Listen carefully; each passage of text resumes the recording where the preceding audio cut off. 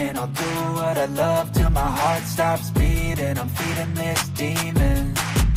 Got a taste, can't erase bitterness in my face. Work a job every day till your dreams fade away. Like a card, never change, play the game that we say.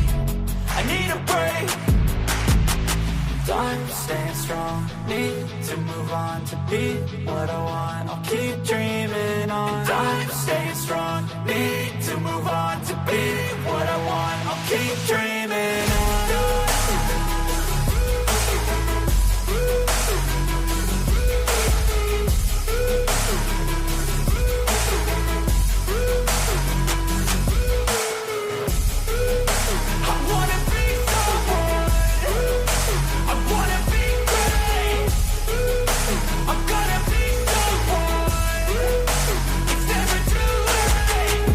Face on when I chase like that, yeah, I play so strong with a knife in the back. I'ma swing home run like a baseball bat. Gonna see me rise, you can hate on that. I don't play both sides, doing me no cap. I'ma ride or die for my dreams on tap. I'ma fly real high, you ain't see me slack. No, it's not how you fall, it's how you get right back up. That's how you get tough. Calluses on my hands so rough, yeah, I call your bluff. I'm not the one, mess with me, come out with none. Cause I'm so done, you had your fun. And now you're gonna face down the barrel of the gun. Cause I got a full clip, put your name on it. But I'ma let you slide cause you ain't worth it.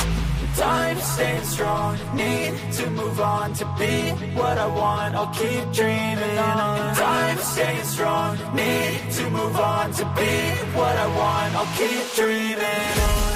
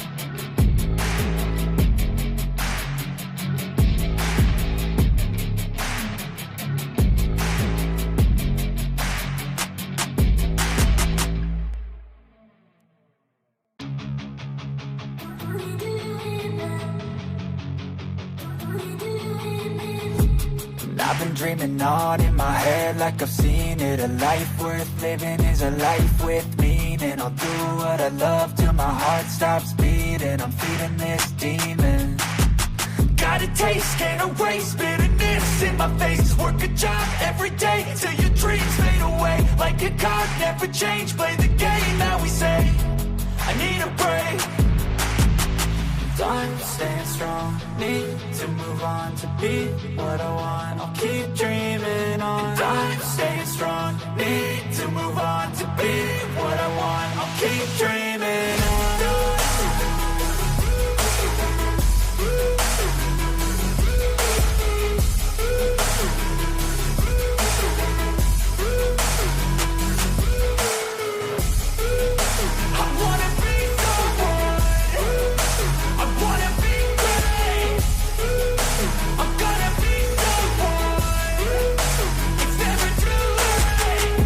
Face on when I chase like that, yeah, I play so strong with a knife in the back. I'ma swing home run like a baseball bat. Gonna see me rise, you can hate on that. I don't play both sides, doing me no cap. I'ma ride or die for my dreams on tap. I'ma fly real high, you ain't see me slack. No, it's not how you fall, it's how you get right back up. That's how you get tough. Calluses on my hands so rough, yeah, I call your bluff. I'm not the one, mess with me, come out with none. Cause I'm so done, you had your fun. And now you're gonna face down the barrel of the gun. Cause I got a full clip, put your name on it. But I'ma let you slide cause you ain't worth it.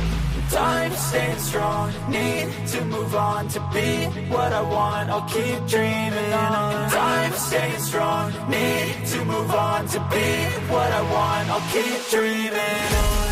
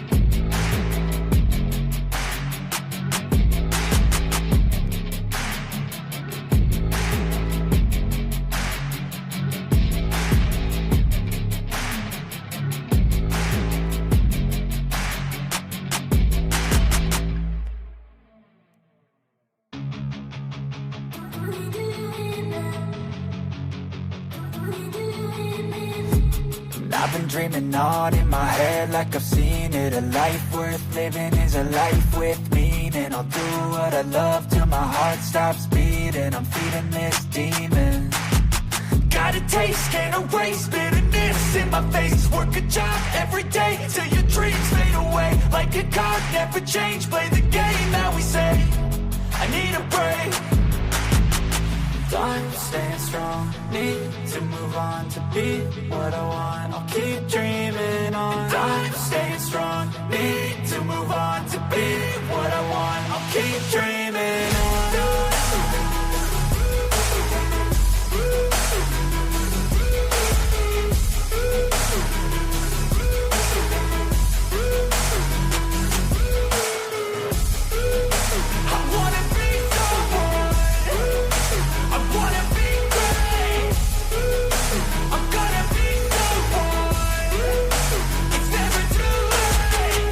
Face on when I chase like that, yeah, I play so strong with a knife in the back. I'ma swing home run like a baseball bat. Gonna see me rise, you can hate on that. I don't play both sides, doing me no cap. I'ma ride or die for my dreams on tap. I'ma fly real high, you ain't see me stack. No, it's not how you fall, it's how you get right back up. That's how you get tough. Calluses on my hands so rough, yeah, I call your bluff. I'm not the one, mess with me, come out with none. Cause I'm so done, you had your fun. And now you're gonna face down the barrel of the gun. Cause I got a full clip, put your name on it. But I'ma let you slide cause you ain't worth it.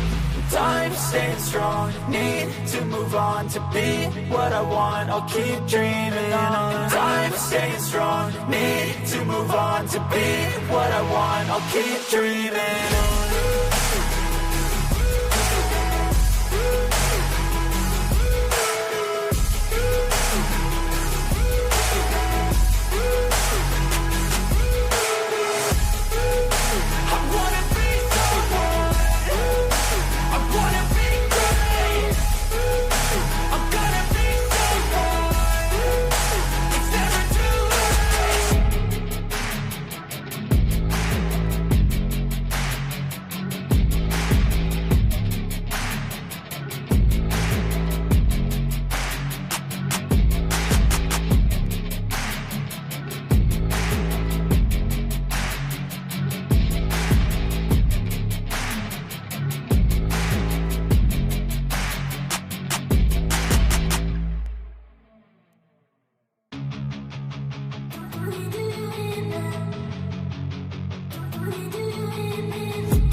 I've been dreaming on in my head like I've seen it. A life worth living is a life with meaning. I'll do what I love till my heart stops beating. I'm feeding this demon.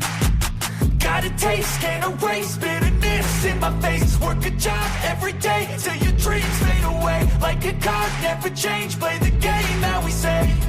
I need a break. I'm staying strong, need to move on to be what I want. I'll keep dreaming on. I'm staying strong, need to move on to be what I want. I'll keep dreaming on.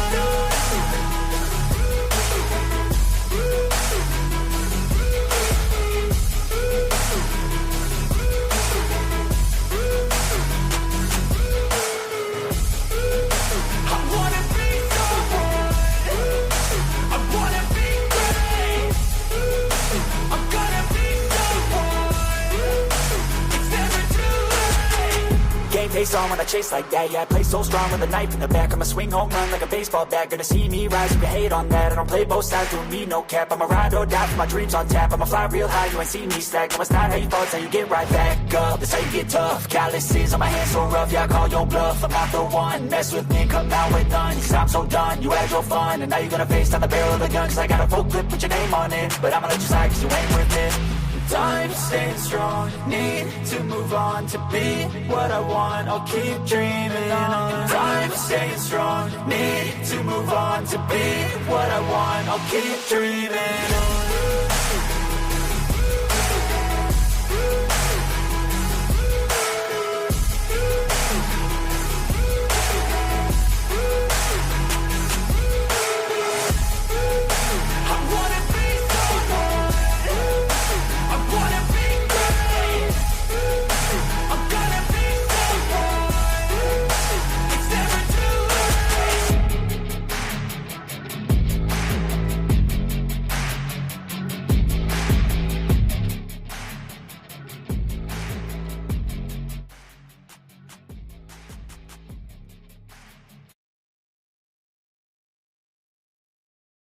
crazy? Yeah. Wouldn't that be absolutely nuts? If he actually had a specific fact that nobody else would really even know? That he was... Hello, Clarice. This post was made 5 years ago. White van in the end of the trail. Has that been investigated? Is it possible that it is the unsubs van? Grandmother of 5 comments, white van in at the end of the trail. I don't see any other information regarding this one sentence. Can you elaborate further? Are you trying to say someone saw a white van at the end of the trail that day? Thanks. Quester, is this Dr. Wallace? So I am told, Queen of Hearts, or Sharks as it says here. Lovely, let's believe that it is Muller. And, so yeah, and the thing is this is just a rumor, okay? This is a rumor. Yeah, might be a decent rumor, but it's a rumor, nevertheless, okay? So what if,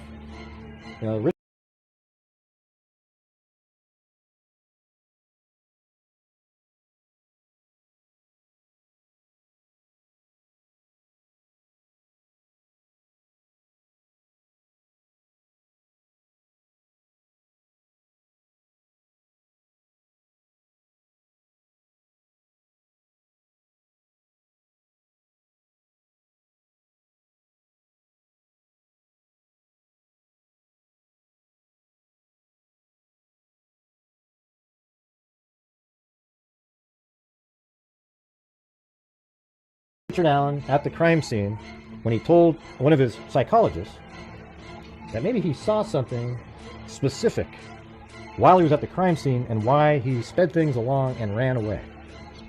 For example, what if he saw maybe Kay Weber's son driving home in his van and told the psychologist that exact thing, and it's shown that his van did show up exactly at that time? Wouldn't that be interesting? Wouldn't that be an interesting thing? Yeah. What if he said, while he was at the crime scene, he saw the van and he got nervous and he killed him and he ran away?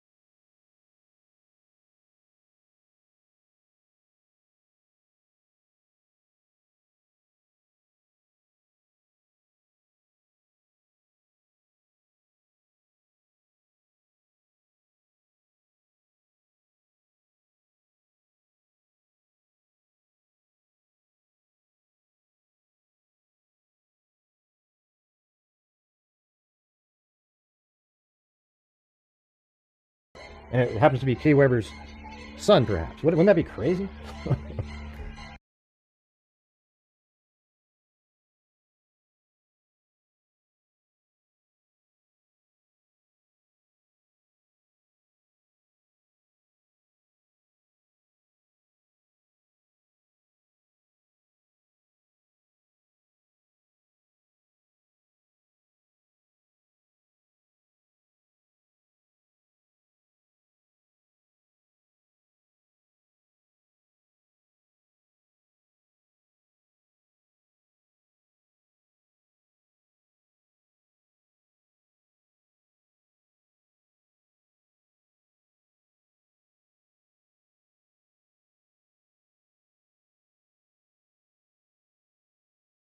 Yeah.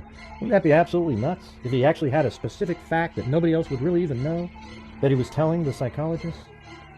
I think that'd be kind of interesting, wouldn't it?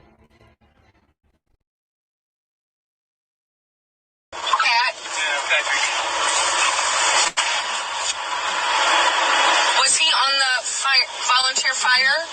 No, he was a neighbor. Yeah. Looking for him. And he found him.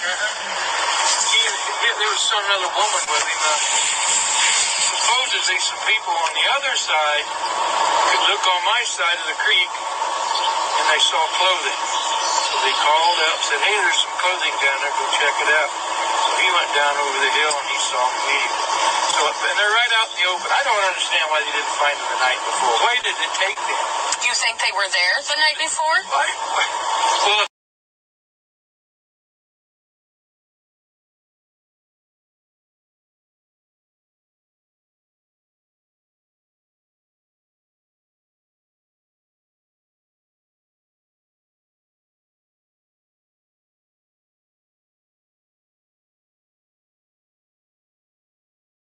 according to all the law investigators, they were. No one thinks it's a dump site. Yeah. Nicole says so. I have no idea. It's the craziest.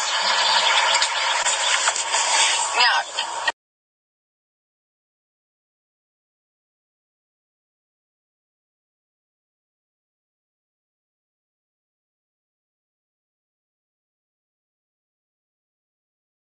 they screwed up. Huh? Their investigation. What'd they do? Concentrated on people who didn't do anything too much. That's what you think? I know it's what happened. They were going to pin it on me. Well, you weren't home that day. They didn't find out. They didn't care. You don't understand. Nobody knew that till later. They didn't care. We need to solve this and you're it. And you were in the hot seat. I was in the hot seat.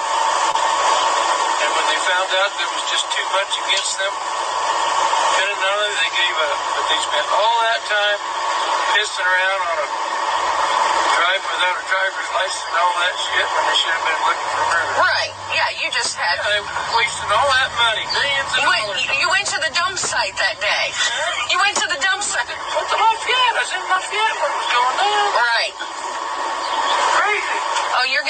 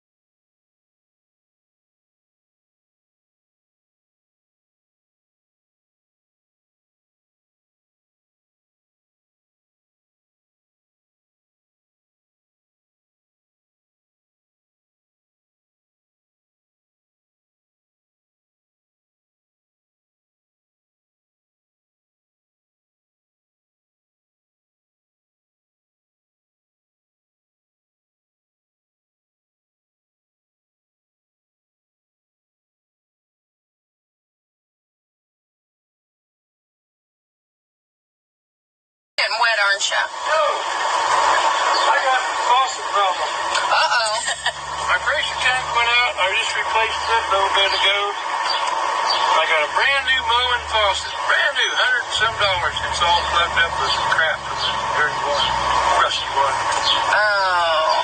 Some of the plumbing in this house is Well, there's some beautiful homes along here. I need to. This whole area is beautiful.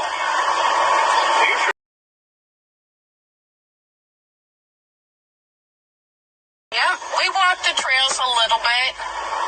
Yeah? It's beautiful. Yeah. It's absolutely beautiful.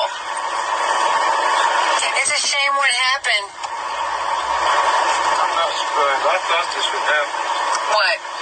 not the murders, but when they put those trails in the middle of nowhere, I said, you're going to have all kinds of drug problems and all kinds of crap from this. This will draw every deviant in the world to it.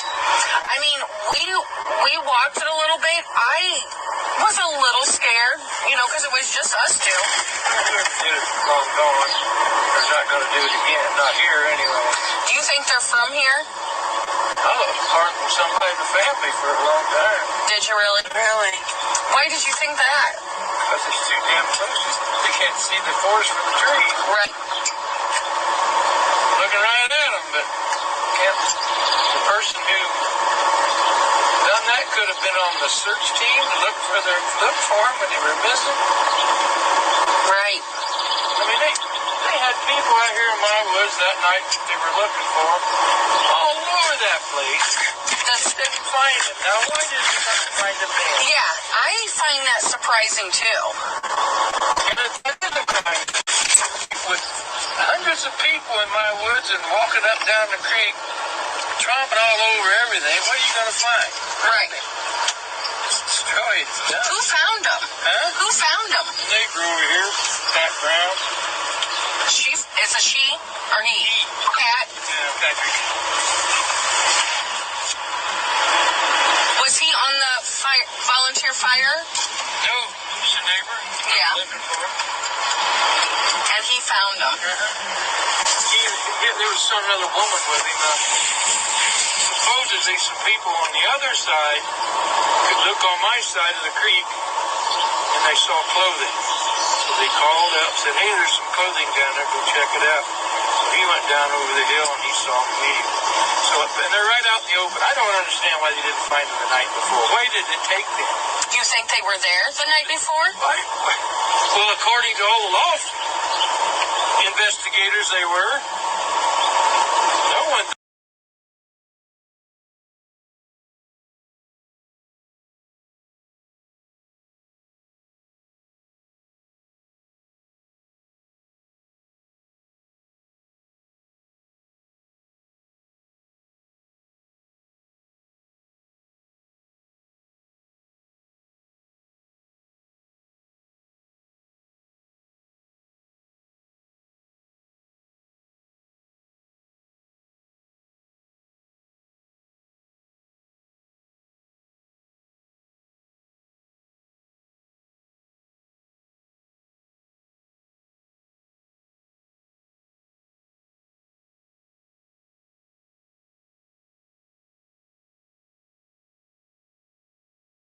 Thinks it's a dump site. Yeah. Nicole says so. I have no idea. It's the craziest. Now,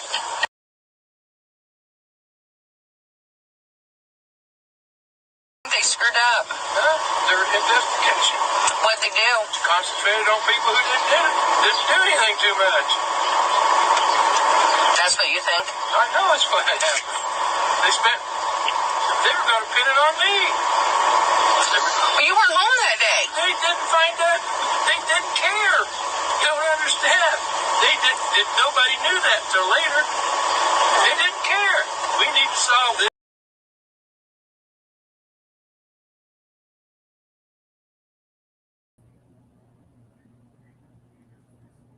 Hey guys, welcome in.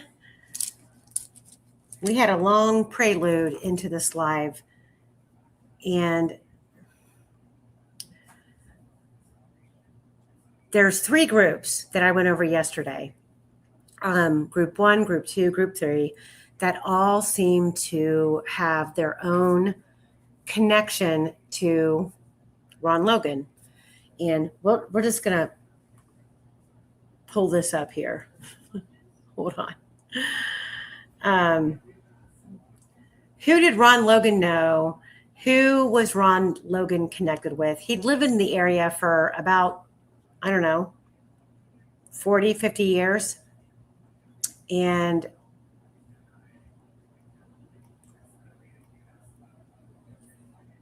was he the head of the snake?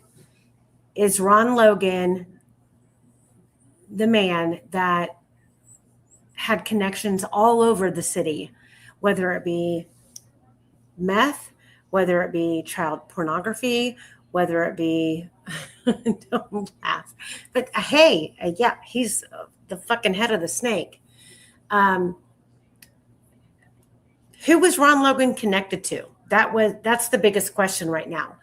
And when you're dealing with someone with his age, he's probably not very social media savvy. He probably doesn't have a Facebook. He doesn't have connections publicly that we would expect.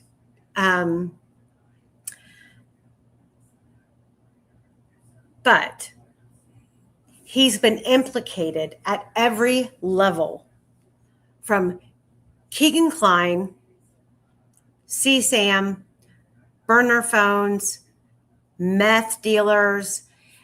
He was fully aware of who Libby's father was. Why? Why would he know about Libby's dad and Libby's dad being involved in criminal activity? Why? And there was somebody in chat who said they would like to know more about David and Dan McCain's involvement in all of this. So I think I did a live about this a long time ago, where we talked about the property.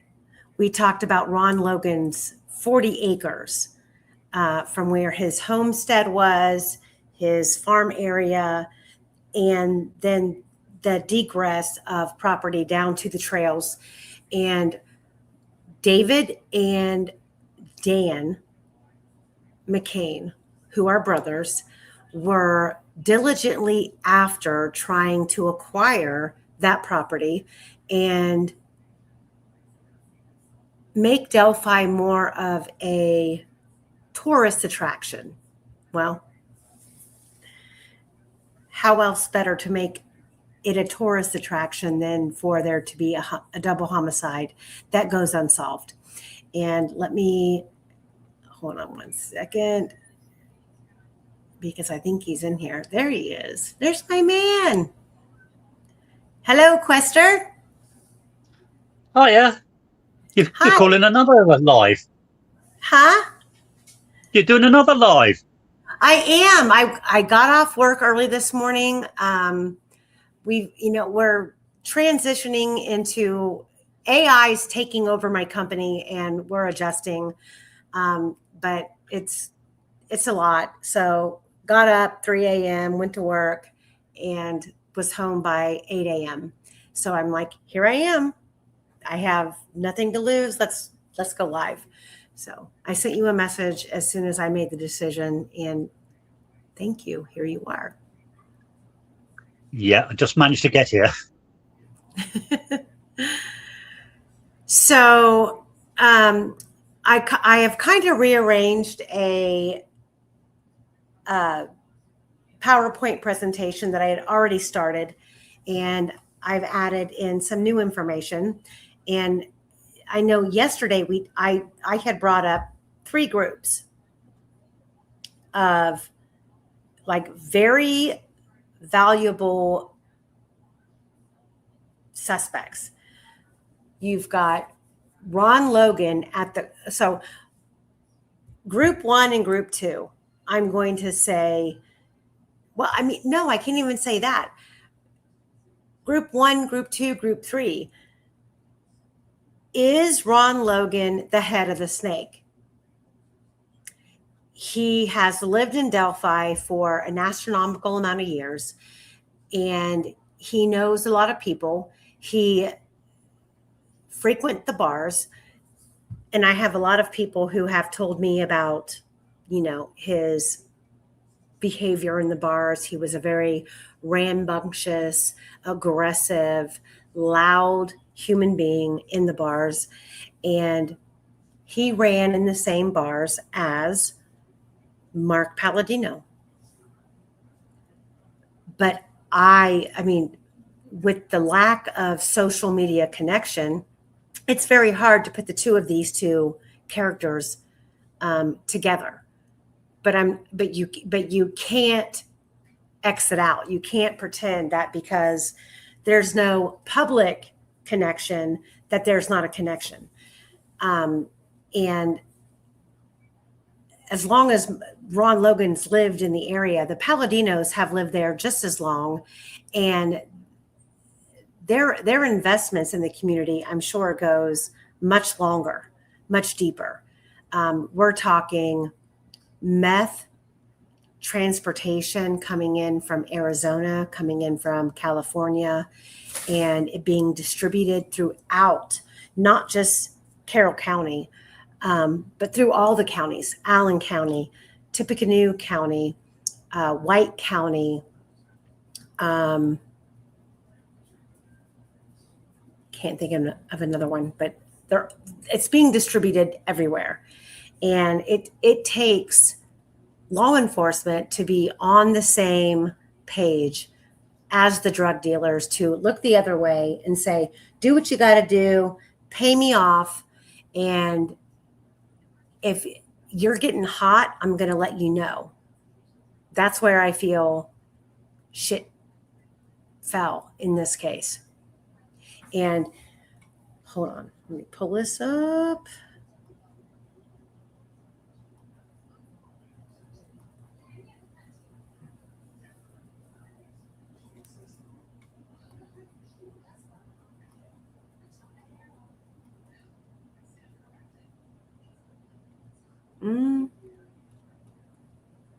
Why is it not? Oh, is it already in here?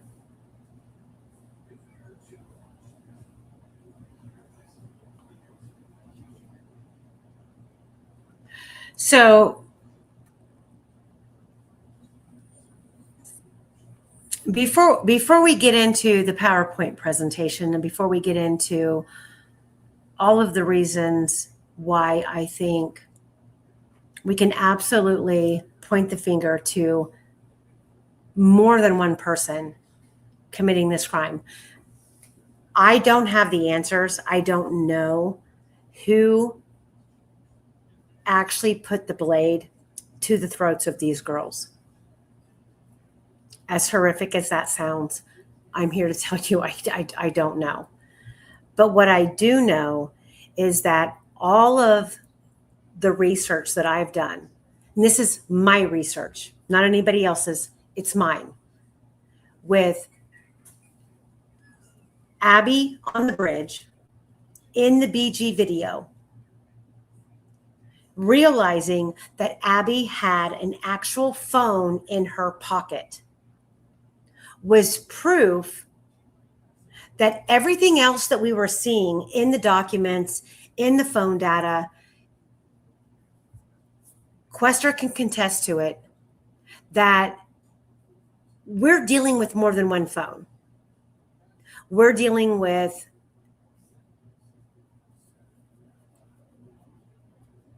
a phone that was linked to Libby's iPhone account in her cloud. And whatever that phone was doing, the information, the location, the GPS, the photographs, the videos were all being kind of commingled, because it wasn't set up to be one phone. It was set up as two separate accounts. And I know that Michael Osbrook initially was like, I don't understand this. I don't get what you're saying. And then when he dug a lot deeper, he did realize that there was a second phone linked to Libby's iPhone account. So that was validation for me and for Quester, because Quester was the one who came up with the idea of the cloned phone. That was the best way to describe the situation, is that it was a cloned phone. There was a phone that was in the same proximity, doing similar things, and the information and the data was being cross-added. I think that we've proved that. The next thing I want to talk about is, before going into the three different pods of suspects, is the fact that I have said after the BG video was released, and the more I examined it, the more that I isolated different portions of the video, I have said, holy shit. Hold on. Abby had a phone. Right there in her pocket, Abby had a phone. You can argue with me until the day turns dark. I don't care. Abby had a phone. That is a phone in her pocket.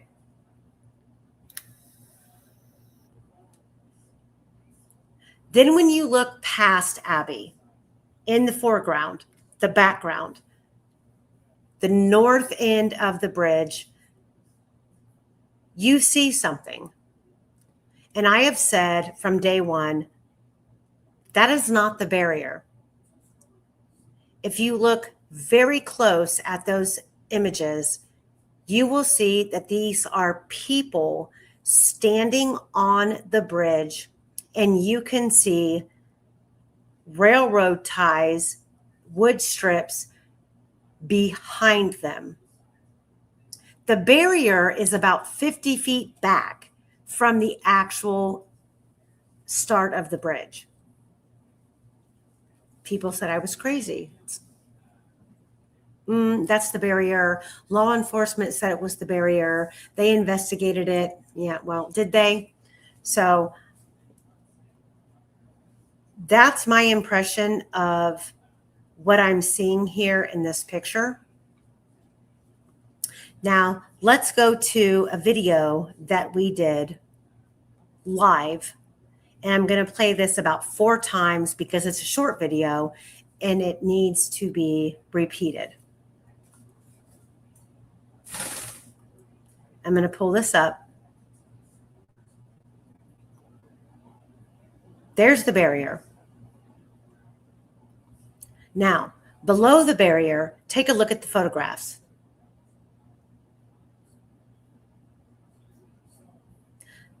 The top photo above the barrier is an image that was captured by Christina Burris, who was reportedly out there on the trail that day with her family and Emily Collier. But you take that image and you dumb it down to the next image, which is to the right, and they don't correlate. Then you drop down to the middle and you see a barrier. The barrier is the same on each end of the bridge, the north end and the south end. The bottom left video or image is Abby with her hand in her pocket holding her phone. And you see the shadow figures behind her. And they're enhanced in the middle and to the far right. So watch the video. You are going to, I'm anticipating, if I play this enough, you are going to comprehend that these people in the foreground, there is movement. A barrier doesn't move. There is movement. So if you agree with what I'm seeing, then we have Abby on the bridge. We have the BG guy coming up behind her. And in the far foreground, we have 2, possibly 3 other individuals on the bridge.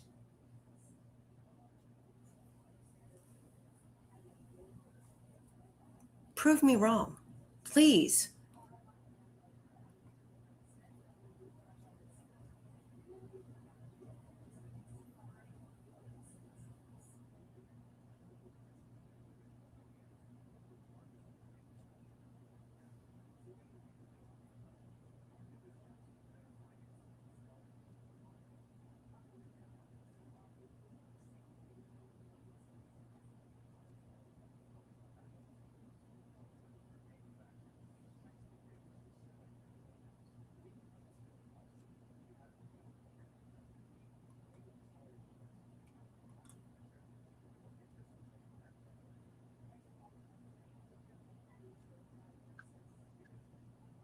if I chuck my 2 pennyworth in, the 2 thin ones on the left, you could argue perhaps barrier. A thick one on the right, you can't argue that. There's no way that is the barrier. And as you said, too close to the wood.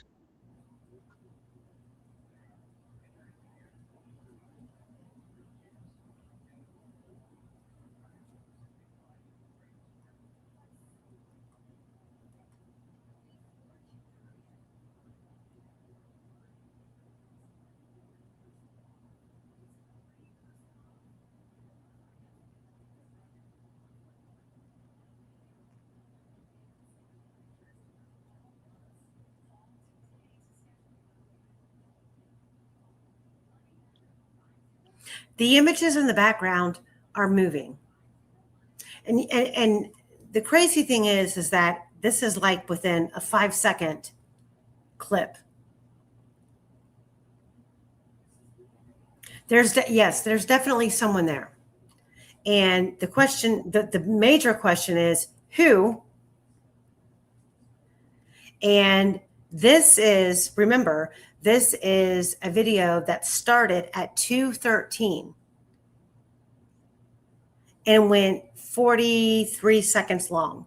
So who was on the north end of the bridge at 2:13?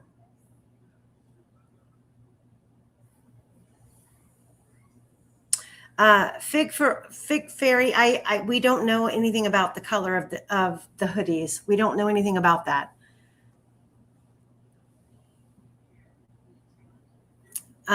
So we don't know who that is.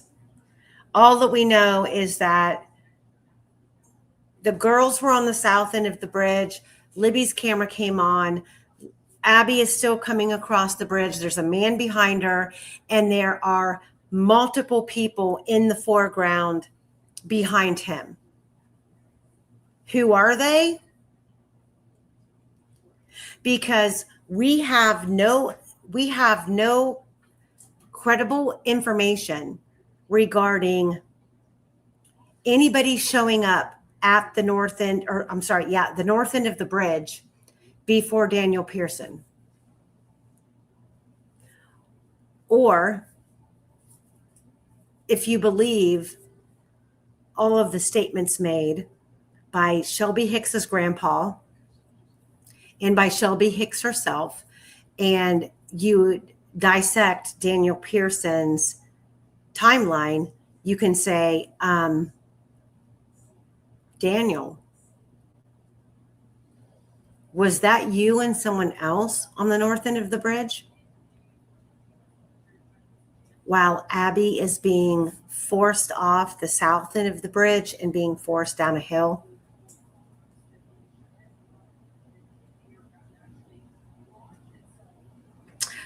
Skeptic Curiosity is asking, do I know who sent Libby the Instagram message when she was on the way to the trails? No, I do not. And we don't know if it was actually a message that was sent. There's an Instagram photo that came in, and it was a photograph of like a tree log and some branches underneath the actual north end of the bridge down by the water. So you would have had to have either gone down the right-hand side of the bridge, like Rayleigh Voorhees described in her testimony, or if you believe all the other shit, the girls turned around, walked back down towards Mears Lot, went down the Niches Trail to the water's edge, and took the photograph there. I do not know how this photograph hit Libby's phone data. I researched it and researched it and researched it, and there's a multiple amount of ways that image itself could have embedded in Libby's phone data. She could have logged onto Instagram, came across the photo, double tapped it and liked it.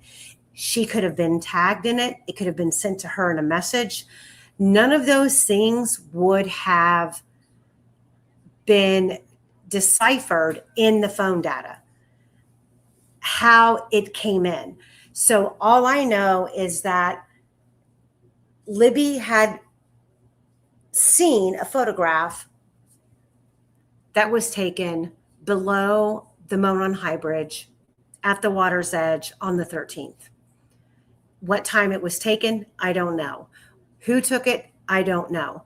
But I do know that there are multiple duplicate photos that lead me to believe that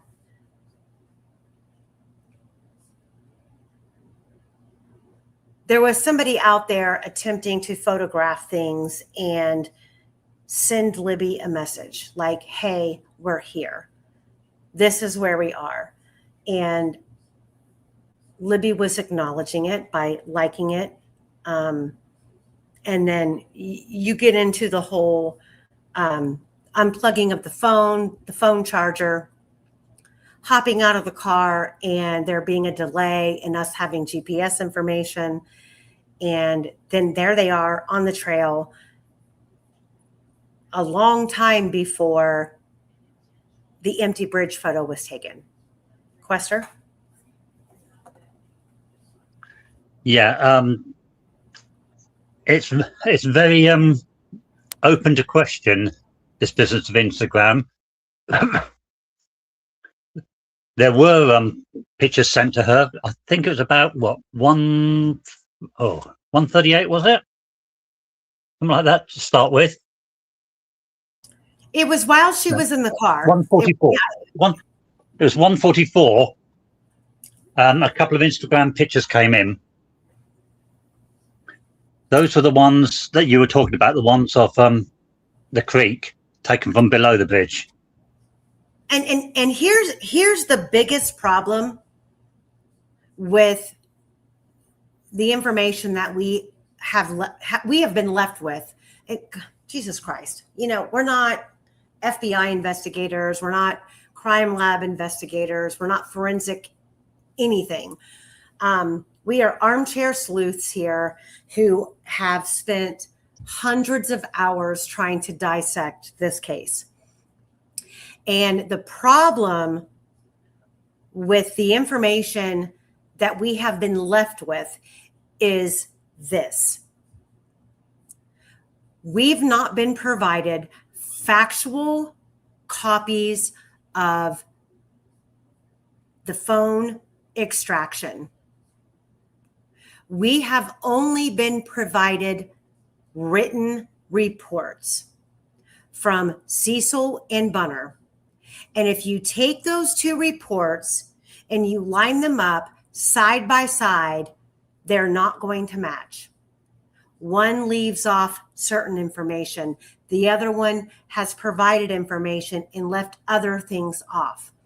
We are stuck with voids and gaps in this data. And all we've tried to do was fill it with information that makes it all make sense. And there should be no misguided information about a YouTube photograph. And I'm talking about a vital window of time. The scrutiny that should have been put upon this timeline of the girls on their way to the trails, being dropped off, exiting the car until the 2:13 video started. And the one thing that we are missing in this case is that vital window. No one's giving us factual proof. No one has provided us what the girls were doing, who they were communicating with. I mean, Jesus Christ, we can go back through Jerry Holman's deposition, and I've got it right here. I mean, Jerry Holman's deposition, acknowledging we didn't do a thorough investigation. We didn't preserve a lot of information. Okay. So when the public is suggesting to you that you have fucked this case up from the beginning to the end, everybody else is wrong, and you deserve the Investigator of the Year award at CrimeCon, give me a break. And everybody listening right now you don't have to agree with me. You don't have to agree with me. Well, go ahead. Go ahead, Quester. No, go ahead. Yeah. On the subject of the Instagram, we know those two pictures came in 144. Yeah. Mm-hmm. We also know that the Bree Wilbur picture came in at 1:39 and 58 seconds. That's 5 minutes before those. So we know those 144 ones were not Bree Wilbur's. The interesting thing is that's not the only Instagram ones that were floating around. As you know, there's a few names attached. Like Showpig Erin,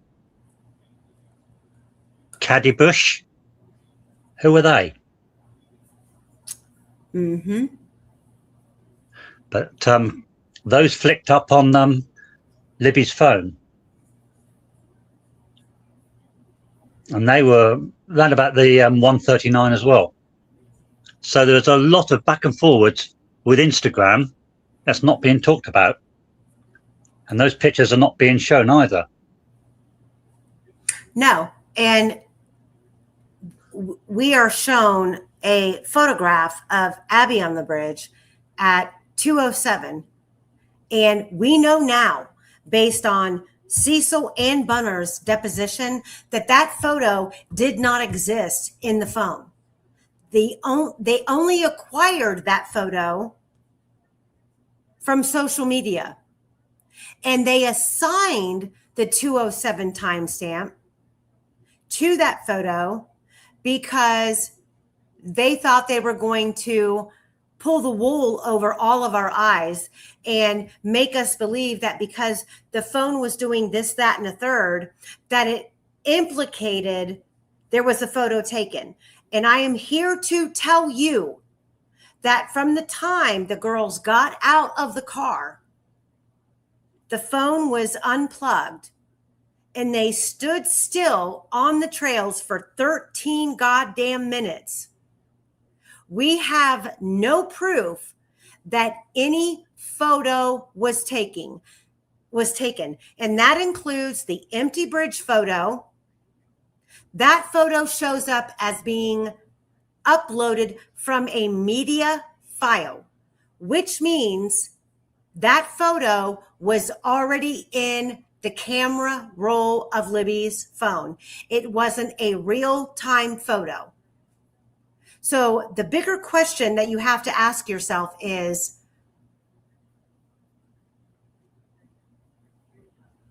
why? Why is that being forced upon us to believe that this photograph was taken in real time of an empty bridge, when the actual empty bridge photo itself is not of its own decorum? You take the 2017 photo that the state wants us to believe that was taken in real time by Libby and uploaded to Snapchat. You take that same photo and you compare it to photographs taken in 2008. The topography, the tree lines, the bridge, the lack of growth amongst the tree lines, everything aligns. So there is also really quick. So for 9 years, from 2008 to 2017, nothing about the visual effects of the bridge, the tree line, the topography, the tree growth, none of that changed. But if you look at the difference in the photographs from 2017 to 2018 to 2019 to 2020, shit goes off the rails. It doesn't even look like the same place. So why are we being forced to believe that this photo that the state wants us to believe that Libby took at 2:05 and 10 seconds is real? And it wasn't just a photograph that she already had in her camera roll. And because she wanted people who were worried about her family members, if she was trying to portray to her family that she was at the Monon High Bridge, walking on the Monon High Trail, what better way than to convince them than to post a picture of the Monon High Bridge while she's up to no good? And I don't say up to no good in a bad way. I'm just saying she's a teenager. She was out there to meet someone, and she thought that they had plans beyond the trails and they were going to go hang out and do whatever. So this photograph that she posted was her way of giving herself an alibi of where she was. But that photograph in itself tells the story. And if I'm wrong, I'm sorry. But I do not understand how we can see it any other way, because the 2008 photo and the 2017 photo are replicas of each other. You can change the lighting, you can change the coloring, the filter on the photo, but it doesn't change the view. To me, it was an alibi that Libby was providing for herself as she walked into danger that she did not realize existed. Go ahead, Quester. Sorry. That's okay. Now, the other thing, and this irks me, is Kelsey. Now, we know we have two bogus photos, but you remember what Kelsey said?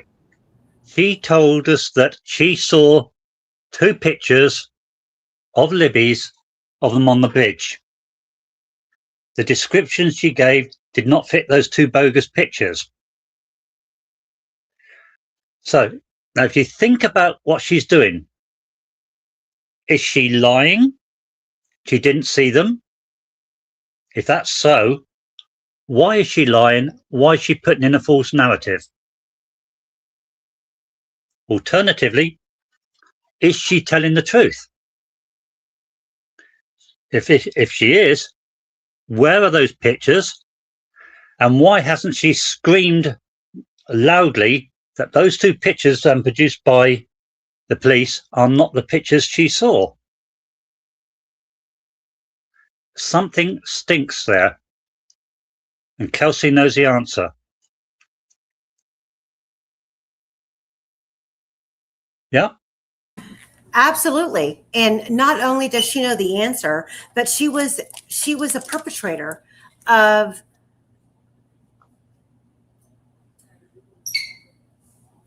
the inaccurate information that was being put out. And we don't know why.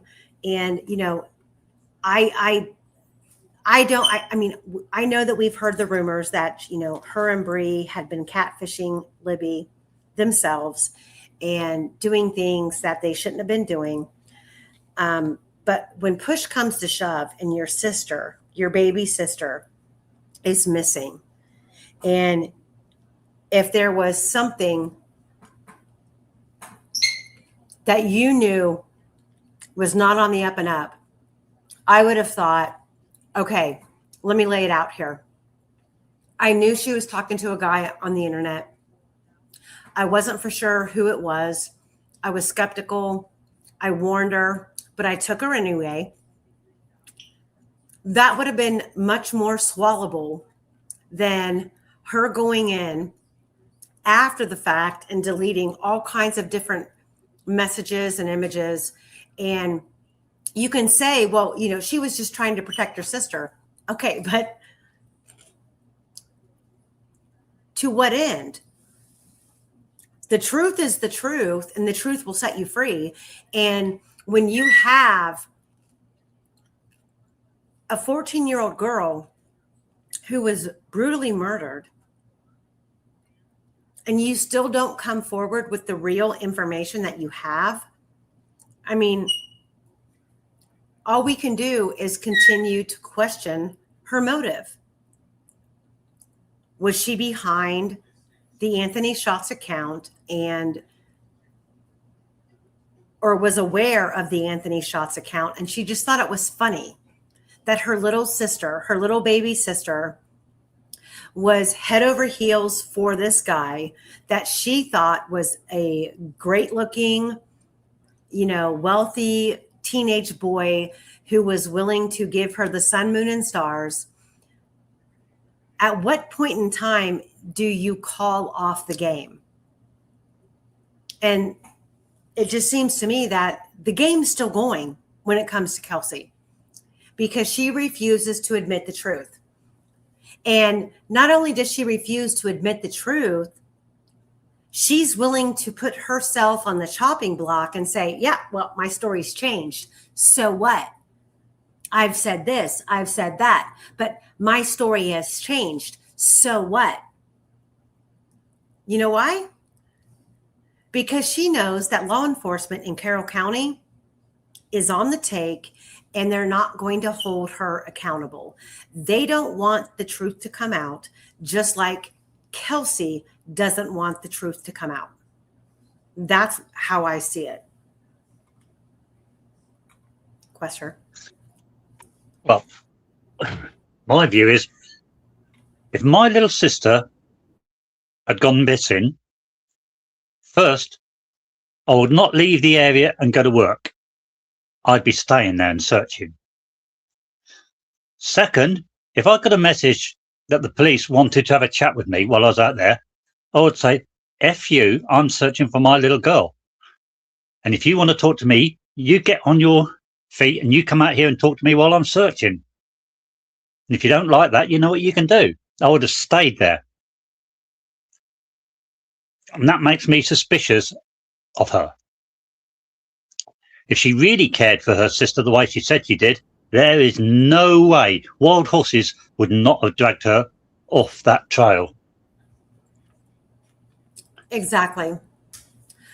She came across as somebody who had a guilty conscience and something to hide. And she was doing her best to help the investigation while also protecting herself.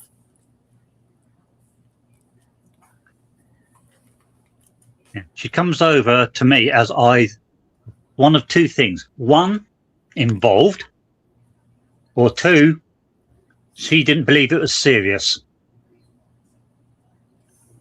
The second one, you'd have to ask, why didn't she believe it was serious?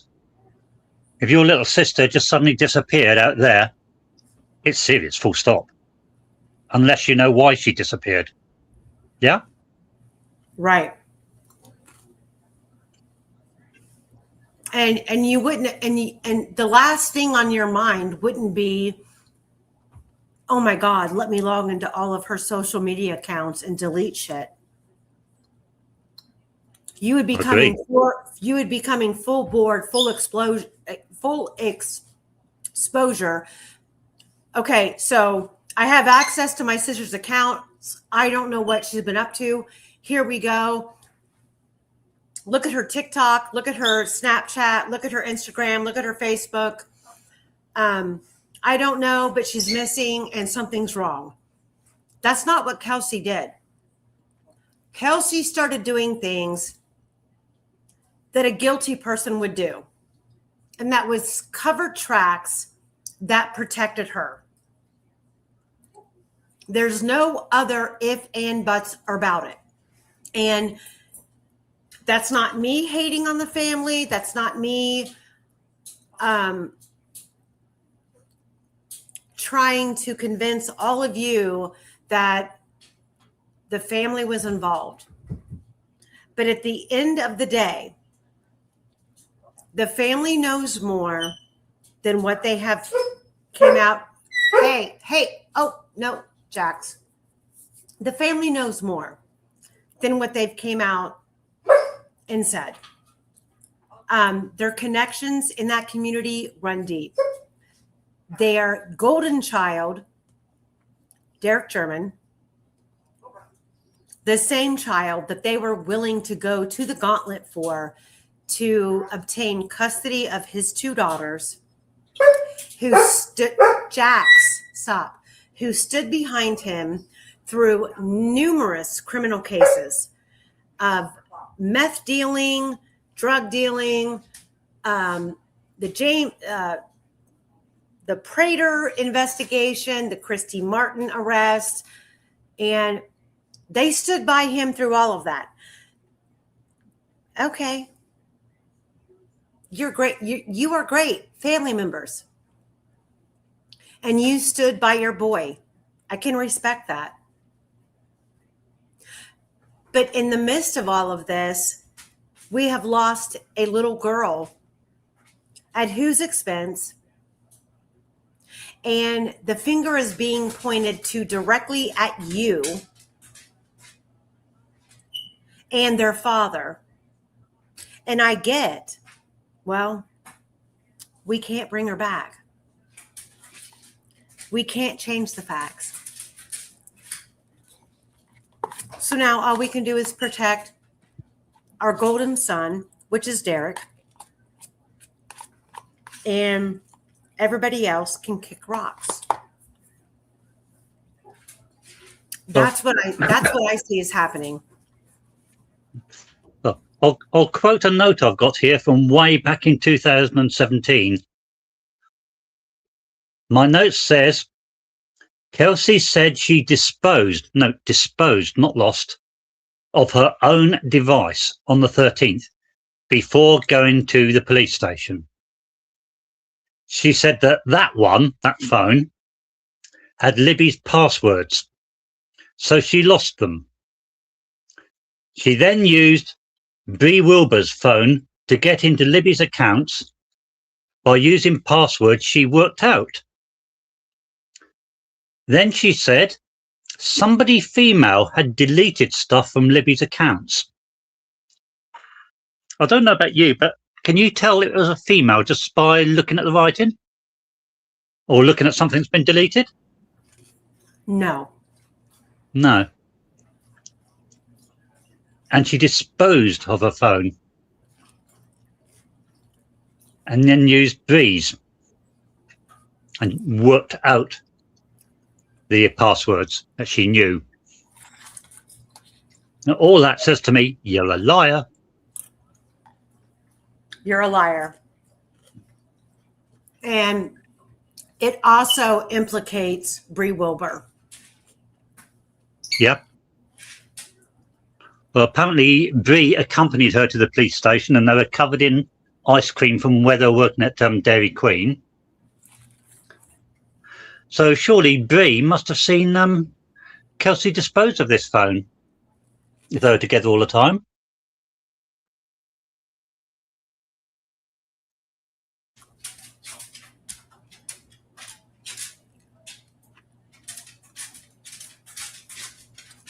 Do we know if Kelsey and Bree are still friends to this day, or have they cut ties? I don't know.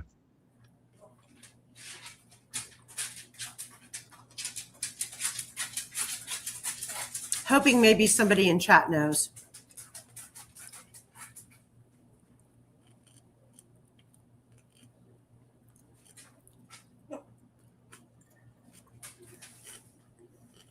Okay, so I'm going to hop into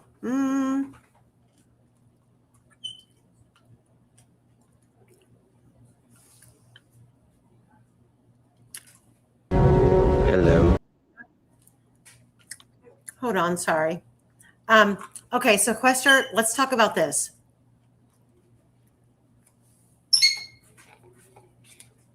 Right. Yeah, I saw on in your case-by-case discussion group, people were discussing this marking on Abby's arm. And it's quite interesting watching what they were writing. But it basically broke down to they were thinking it was one of two old runes.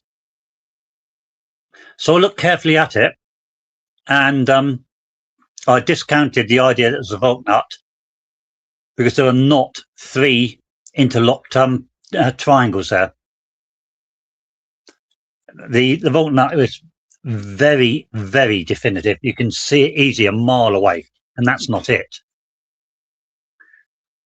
So as you can see here, I blew up the picture and noticed it looked like a bee leaning over. The bee is the Old Norse rune Bakana. And that got me thinking about what the Bakana means. All of this can be wild speculation. It probably is, but it's incredibly coincidental. So I've put on this the old poem, the Old Norse poem about the Bakana. And is that all that it means? Is birch? Is that the only meaning that you've been able to find? Birch has no fruit. No, it means more than that.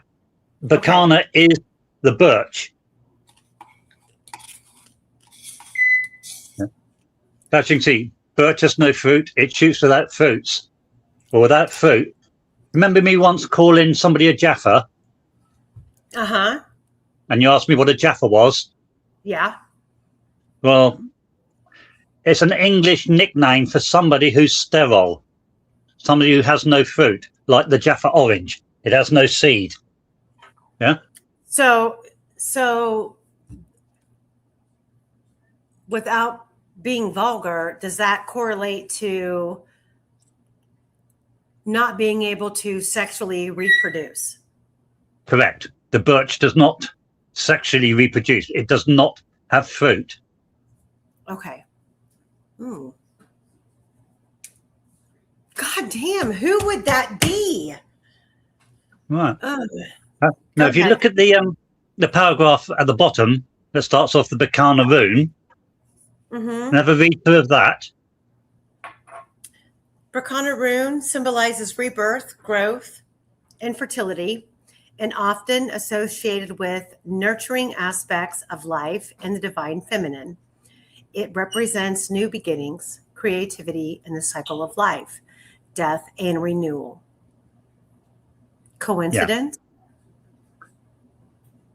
Same things that are represented by the way the sticks were arranged on their bodies. Interesting, isn't it? Yes, because, I mean, the arrangement of the sticks clearly seems, what's the word I'm looking for? It clearly seems that it was intentional. It wasn't random. It wasn't a concealment. It wasn't a, so when you look at the storyline that the state tried to put upon us, with the whole Rick Allen saw a white van, and then he ultimately decided, oh my God, I've got to kill these girls and get the hell out of Dodge. But there's ultimately 90 minutes that, if you believe the state's narrative and you believe the girls were taken across, if you believe the girls were taken across the creek, up the ridge, because it's not an embankment, it's not a 2-story incline. I'm sorry, but it is not. Been there, done that, saw it, showed you, gave you video. It is not a 2-story incline. And the girls were brutally attacked right then and there and left there. Why on earth do we have 90 minutes after the fact of a aka killer, who only moved some branches on top of the girls to conceal them and then make his getaway. Because in 90 minutes, with the terrain, the water, the wetness, the dampness, the leaves, the branches, you could have covered these girls. And if you believe the girls were there on the 13th, the evening of the 13th, and they were so fucking concealed, even with drone footage, people out there searching, the whole area lit up like a football field. Let's just play along and pretend the girls were there on the 13th. I would think that 90 minutes would provide more than a substantial amount of time to not only conceal the girls completely. You drag in all of the wet leaves, all of the mud, all of the limbs, you cover the area, and then you leave. But that's not what happened. The state wants you to believe that this was a hasty, half-assed attempt of concealing, and he saw a white van and he had to make a quick getaway. But yet there's 90 minutes unaccounted for.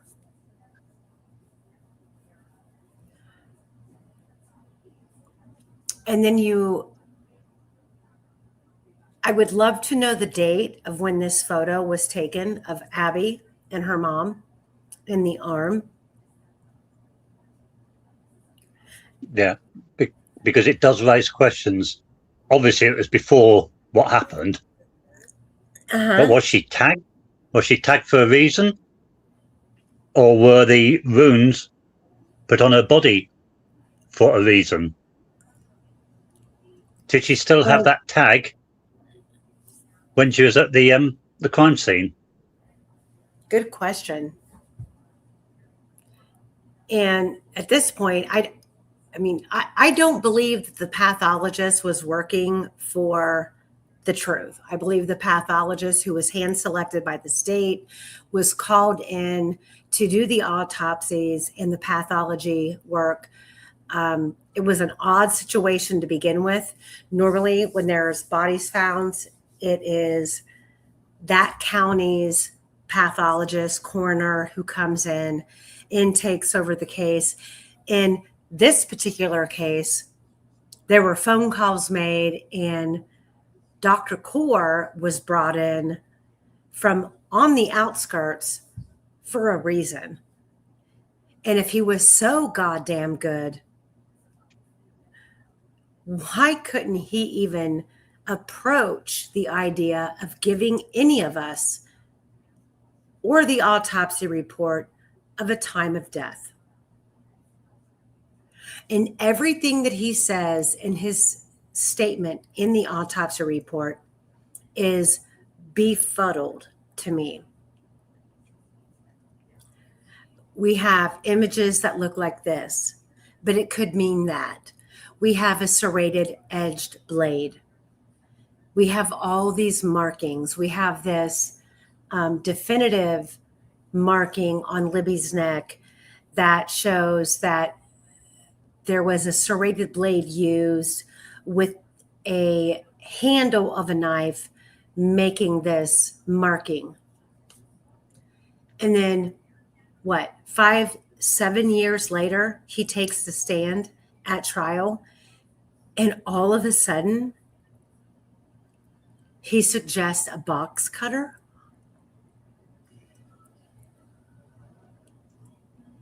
Again, let me take you back to the crime scene.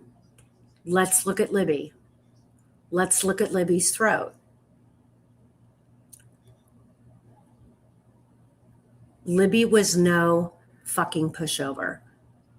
She was a 14-year-old girl who played sports, who could defend herself. And to be honest, Abby regardless of how teeny tiny skinny she was, she could have defended herself, at least put up a fight. But you have Libby with these intrusive, deep cutthroat, linear, vertical lashes to her throat and no defensive wounds. Well, the other thing is this business about, it was a jagged edged weapon. Well, what do you cut wood with? I would say You an think axe. If you're cutting branches off a tree, you wouldn't use an axe. You'd use one of those hand saws, wouldn't you? Well, yeah. I mean, Jagged when I look edged when one. I watch Naked and Afraid, they use it's like a machete almost, and some of them are smooth blade, and some of them are jagged blade, and then some of them are axes. And to me, Yeah, but you can get the ones which are very jagged. They're almost like a timber saw with the teeth, and they will fold, so you can put them in your pocket. mm-hmm. And that is one. I've got one myself, and they are extremely vicious. You do not want to cut your thumb with them. They'll just slash straight through your thumb, and yeah, it'll give you a nasty jagged edge cut. So when we look at these three different groups of people, like we talked about yesterday. Hold on, let me pull them up.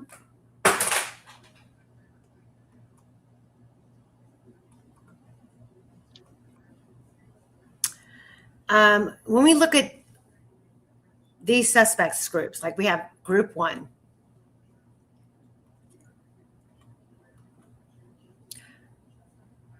We have to start with Ron Logan as being, I'm sorry, for a lack of a better term, the head of the snake. It's his property, his terrain. He lived there for over 40, 50 years. He knew everyone was anybody. Who did he know? The storyline goes that he knew Keegan Kline and his dad, Tony. There is no connection to the people named in the Franks memorandum. You can't connect Ron Logan to Brad Holder, Patrick Westfall, Elvis Fields, Johnny Messer. So when we're talking about directions of where this case is going, who did he know? Who can we prove that he knew? Did Ron Logan use meth? We know that his ex-girlfriend, who, by all accounts, according to Ron Logan, when he was seen on the videotape at the transfer station on the 13th, he was throwing away belongings of his ex-girlfriend, items that were left at his house, and her name was Ashley Wright. Fast forward years later, we're now being told that the bags that Ron Logan was discarding at the transfer station was actually remnants of a party that was thrown at the cemetery next door to his home. How do we prove what's real? How do we prove the truth?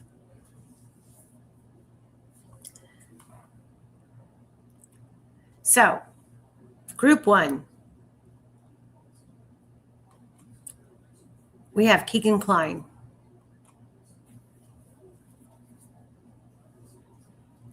The man behind the Anthony Shots account identified. This hits the airwaves long after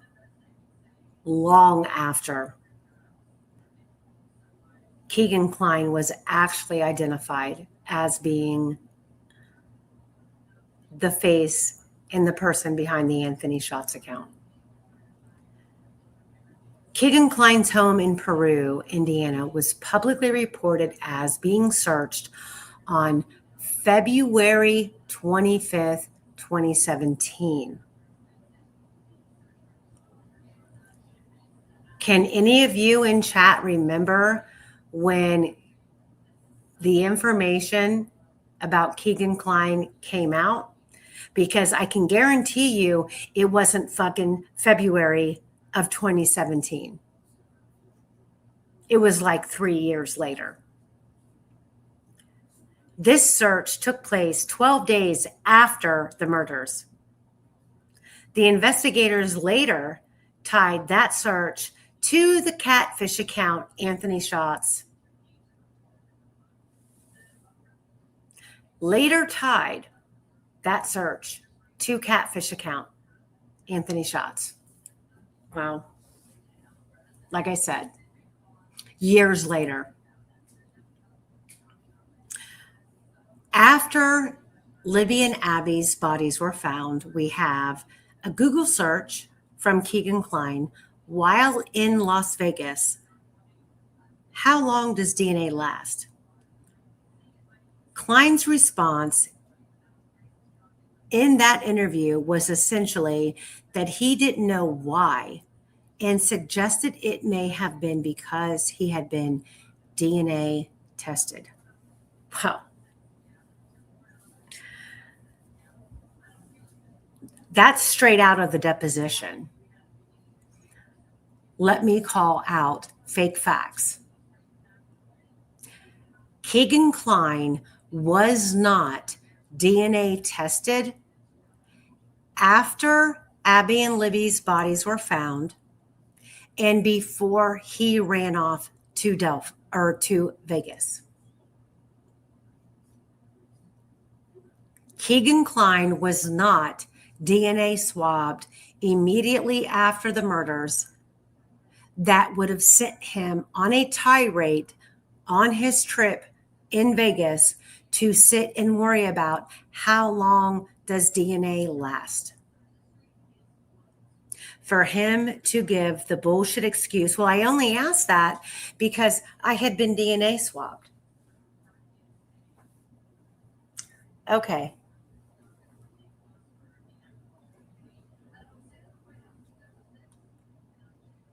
Group 2. Now, mind you, in Group 1, before I go on, Group 1 consists of at least 3 people. Keegan Kline and his daddy, Tony Kline.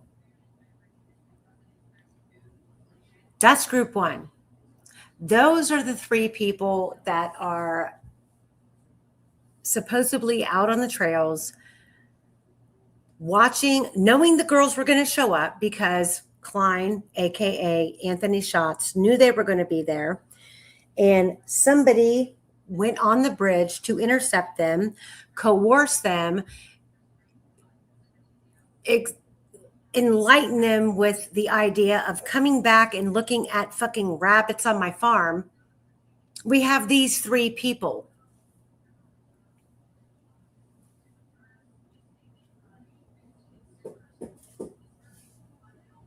Are there others? I don't know. Group 2. Oh.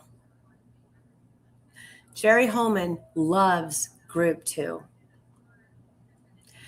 In Group 2, we have runes and symbols, sticks and branches arranged in rune-like patterns on and around the victims. On and around the victims? I don't recall any stick figures being notated about being around the victims. I only know of the stick figures that were placed on the victims that you all tried to tell us was a concealment. Like patterns on and around the victims' bodies with one branch, clearly cut by some type of tool like an electric saw. Clearly.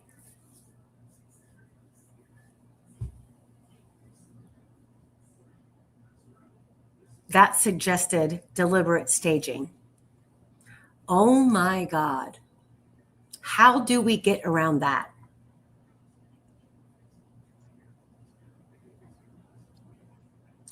Can we make a symbolic, verifiable connection to anyone in this group? Brad Holder, Patrick Westphal, Rod Abrams, Elvis Fields, Johnny Messer. Can we make a complete, direct connection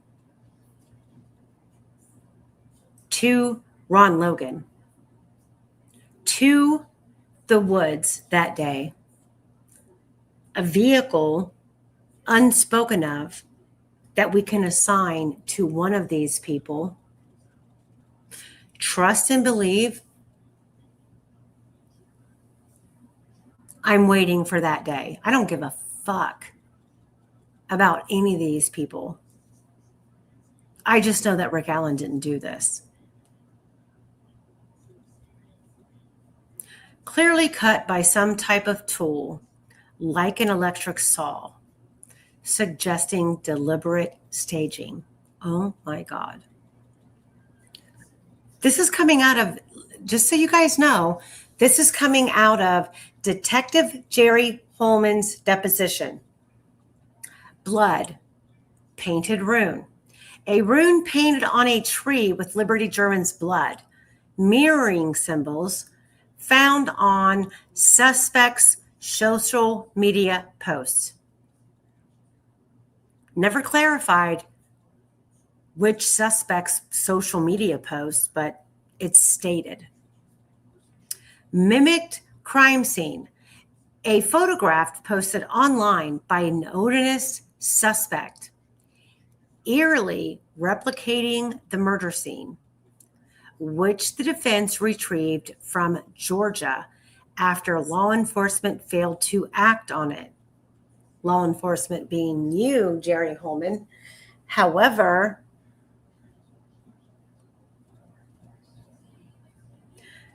this photo was not a replication. It was not a replication of the crime scene. I don't believe. Was it part of the narrative?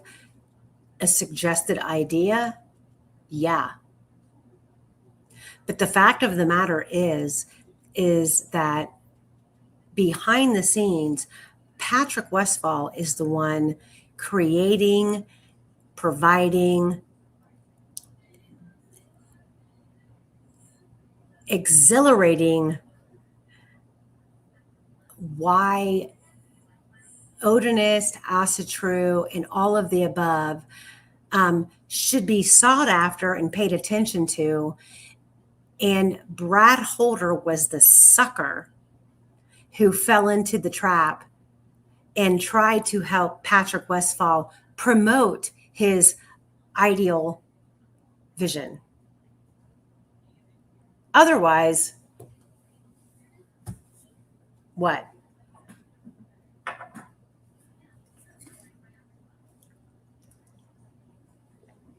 Brad Holder was willing to take the fall for a dear friend who would throw him under the bus in a drop of the hat in a spit, because that's really all that Brad Holder was to them. Patrick Westphal was really the brains behind the operation and the one pulling the strings. And Brad Holder was just trying to appease him. So everything that Patrick Westphal filtered down to dumbass Brad Holder and said, oh my God, look at this. Got girls, fucked up, dead, on a forest floor with sticks. Brad Holder was like, hell yeah. Let me repost that. But do you think that Patrick Westphal would ever admit to this day that it was him who took the photo and that it was his ex-wife who laid there portraying to be a dead girl? I doubt it. So everyone's going to look at Brad Holder and say, he's the bad guy. No, he's the stupid fall guy, in my opinion. These findings corroborate by an 85-page odorless investigation report and the FBI Behavioral Analysis Unit suggestions of Nordic beliefs involvement point to a crime centered around ritualistic intent. Yet, the memo asserts law enforcement dismissed this evidence, focused instead on Allen, who has no ties to odonism, the victims, or the crime scene. Quester?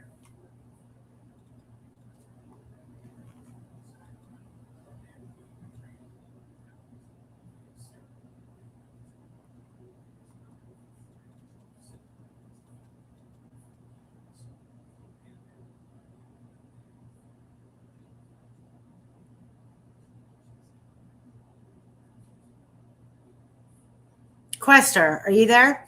Michael, what are you talking about? Please look for Blue Mooses embedded in all digital pics and vids. Stop answering sensible questions. What? I know what he means. What does he mean?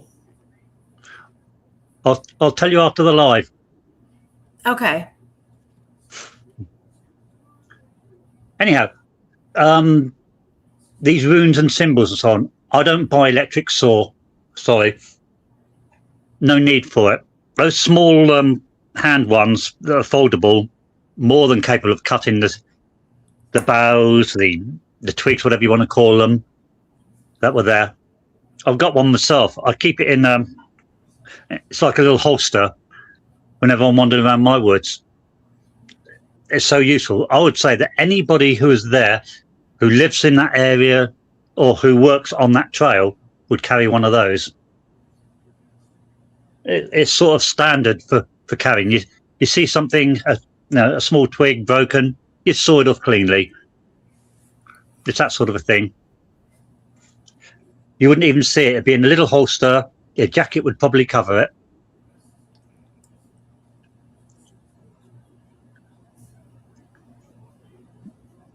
Yeah. But do you, I mean, are you aligning that with like an actual weapon that would have been used in this crime? Well, if you use it as a weapon, you could do some serious damage.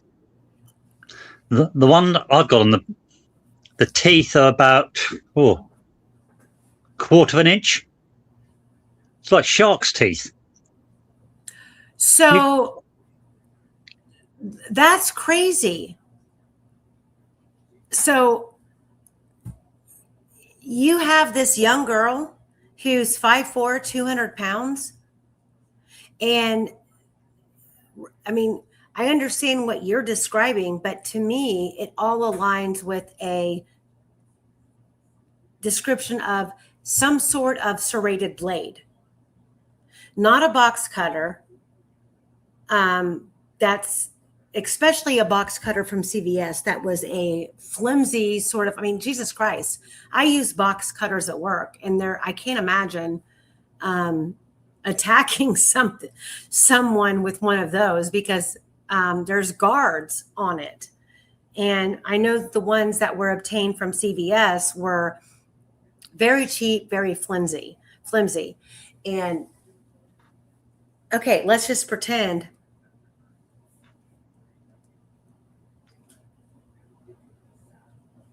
that Rick Allen committed this crime. Let's pretend that he did. You can go through exhibit after exhibit of this man's home, personal, acquired gun, knife collection.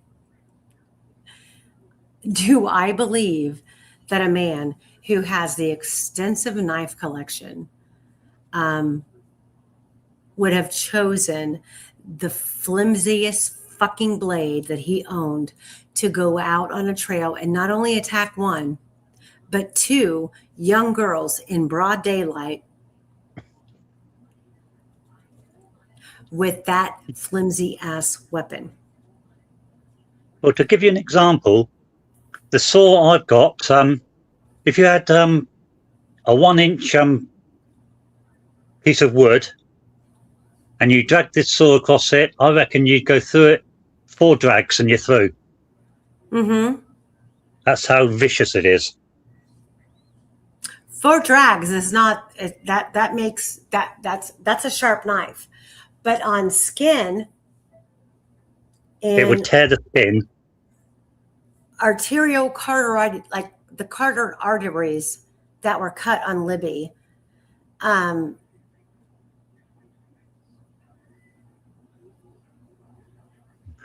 have cut my hand with it before, and it is a very clean, straight cut, but ragged edge, if you know what I mean, and deep.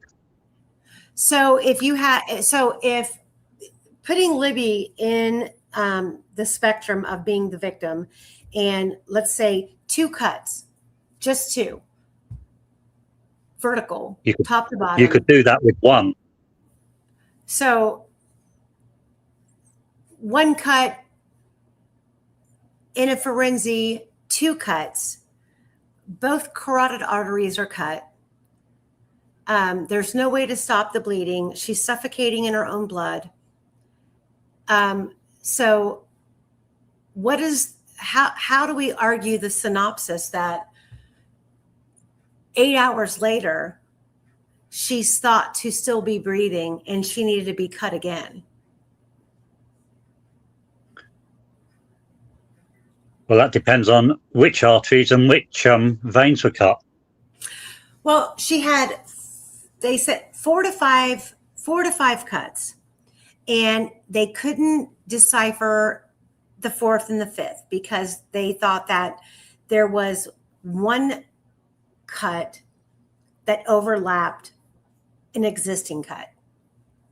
And I will say that in interviewing Reese Davis, and we talked about this, and the scenario that he presented, that they thought maybe Libby was still alive on the tarp in the barn behind the rabbit cage. So they cut her again, and they cut her overlapping an already previous injury. But looking at the autopsy report with the information that was provided, even though there's still a lot out there that we need to know, but according to the autopsy report, 3 cuts, just the 3 cuts of both arterial carotid arteries, 1 on each side of her neck, would have been enough that within 8 to 12 hours later, there would be no question as if she was alive or not. She would have bled out. So, and I'm not a pathologist. I don't know. It just seems to me that that's very questionable. And you can have a straight edge blade or a straight edge blade with a handle. And if you cut deep enough, that handle is going to leave indentations and it's going to leave marks. If you have a serrated blade with a handle, you're going to have the same effect. And for all these years since the girls were found and taken into Dr. Kaur's office, he performed the autopsy. All we got out of him was he believed there were 2 different knives used, one smooth, one serrated. And then when he actually finally was able to take the stand at trial, his whole disposition changed. I have a problem with that. A serious problem with that. Because we now know that this box cutter was being thrown out there in the forefront, in the airwaves as a wow moment without any context. And it wasn't really until the motion to correct error came out where we found out, holy shit, the state knew all along that a possible suspect in this case claimed to have used a box cutter. So, since this is all on the down low, and since this is all secrecy and no one is aware of it, we are going to prep our witness, Dr. Kaur, our pathologist, and suggest that we have this idea that maybe a box cutter was used, and Dr. Kaur, in the interim, entertained that idea, and out of the clear blue sky takes the stand in the trial against Rick Allen and says, well, you know what? I thought about it Amy? long and hard. Yes. Check your messages. I just sent you something. Okay, hold on. So he's going along with the program, and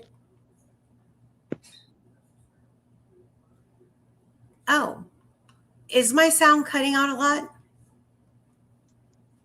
Not to me, no.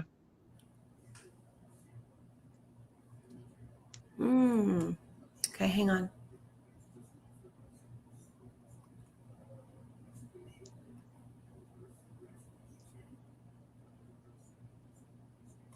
Oh,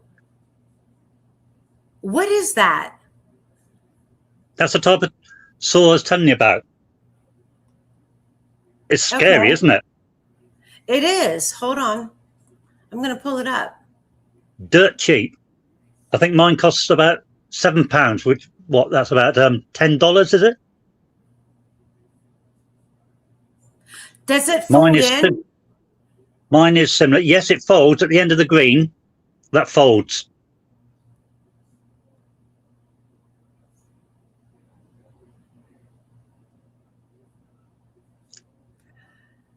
So I mean that's a jagged. I mean that's a very serious serrated blade. Oh yeah, it eats through trees. I would think so, and I just hold on. I don't know if I have very accessible video of the box cutter. Hold on. As who just says, easy to use when traveling, camping, etc. Certainly is. You can cut up your firewood very easy with that in seconds. Just be careful. Yeah, and Ron Logan did carry a fanny pack, and I know that Michael Osbrook shared a story with me about somebody that was friends with Ron Logan, who apparently I may get this version wrong, but I know that Michael's in the chat; he'll correct me. But they were taking farm animals. I don't know if it was goats or lambs, or I'm not sure what it was, hogs, but they had them in the back of a truck, and they were taking them to be sterilized. I deal with dogs and cats, so I'm dealing with spayed and neuter. So I'm assuming neuter. And while on the trip, Ron Logan hopped in the back of the van and literally spayed or neutered. I'm sorry, he neutered the male animals in the back of the van with some sort of like a carpet cutter, box cutter, carpet cutter, switchblade type thing. He literally cut the balls off of these living animals while on a trip for them to be taken to be neutered by a veterinarian. And Ron Logan took care of it himself. That is a horrific story. It's gross. It's aggressive. And I'm sorry. I'm just the kind of person who puts, and I know a lot of people will disagree with me, but it's the way that I was raised. But humans and animals to me are in the same category. Animals are more dependent, more needy than a human. And when I heard that, I was like, oh my God. The lack of humanity, the lack of empathy, or the lack of concern for the pain. If that story is true, this son of a bitch is an evil person.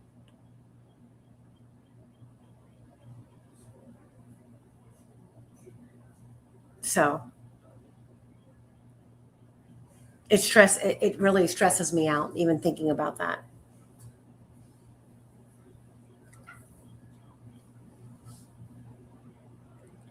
And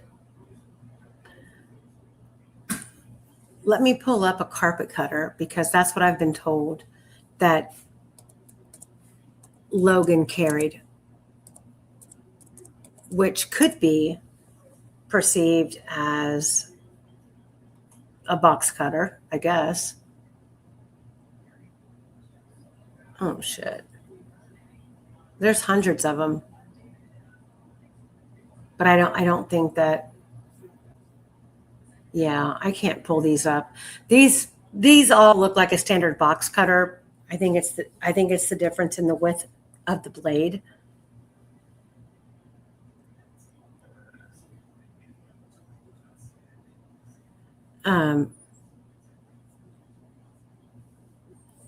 So Yeah, over here we call them Stanley knives, and the blades are all interchangeable. You can get straight ones, hooked ones, serrated ones, and you just change them a couple of seconds.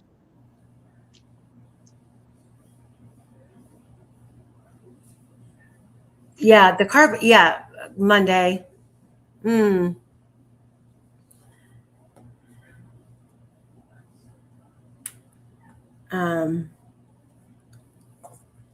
on, I need to send a message. Hold on.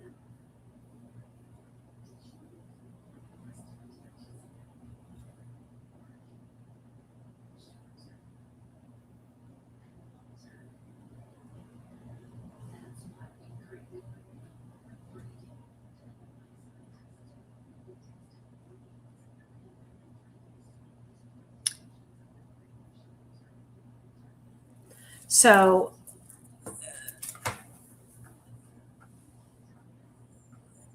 I mean, I remember when, so I used to breed Dobermans. My parents, my mom and my dad and my aunt bred Dobermans. And so when I grew up, and I think at the time, I think I had Kaylee, my oldest, and me and my husband, we had bought a male and a female pair. The female was a year older than the male. The male was much larger than the female, and they were both AKC registered, and we planned on breeding. I only wanted to have one litter, and I had been using a vet locally for years for all of my vaccinations, all of my well checks, and etc. So Flame was her name. Flame was a red female Doberman, and she had a litter of puppies, and she had 12, which was a large litter. And with Dobermans, they're born with long tails. Their tails have to be doxed, which means you have to cut them. And when you feel a puppy's tail, the dock is the cartilage in the tail, like 1, 2, 3. You can feel it going down the ridge line of the tail. So depending on the size of the puppy, the paw print, the paws themselves, you base the tail dock on what a vet would anticipate the growth of the puppy to be. You don't want a short stub tail, or you don't want a long stub tail for a dog that is going to be AKC registered. Anyway, I took the litter. They were 3 days old into my vet to have their tails docked. And typically what happens is the vet will take all of the puppies back, dock their tails, suture them off, and send them home. So this litter I brought home, and within an hour of them being home, their box that I had them in was saturated with blood. And I started freaking out. I'm like, what is going on? And I started looking at each and every single puppy, and each puppy's tail had been docked, but it hadn't been sutured off and cut and tied. And in that litter, I ended up losing 9 of 12 puppies. And the next thing I knew, this vet was on the news because she was being charged with all different kinds of animal cruelty and incompetency, whatever. But I knew right away that, I mean, you have to be a deranged person to inflict cruelty on an animal.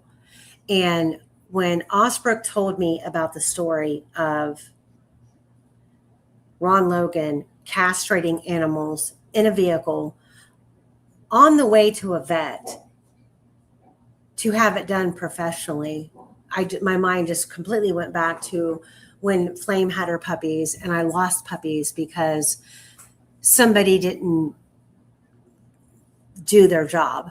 And in this situation, Ron Logan appeared to have stepped in to do a job that he thought he could do better than an actual vet. And you have to be a sick son of a bitch to do that. Also, I mean, if you check the FBI profiling, you'll find that they believe that it's a very high percentage, something like 98%, of serial killers and psycho killers, the sort of people that do this type of one, begin in their youth torturing and cutting animals. And I can't take that.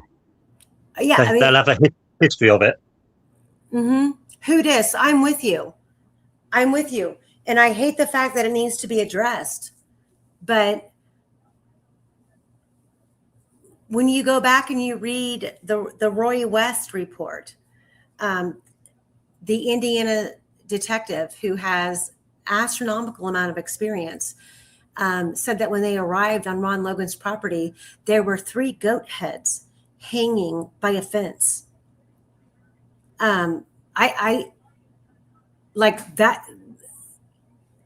Listen, I should live on a goddamn farm. I should live on a farm. I could probably walk into a humane society every single week and take the worst case scenario dog and bring it home with me. Unfortunately, financially and time-wise, I can't afford to do that. But if the tables were otherwise, I would do that. I'm a huge animal lover. I feel like I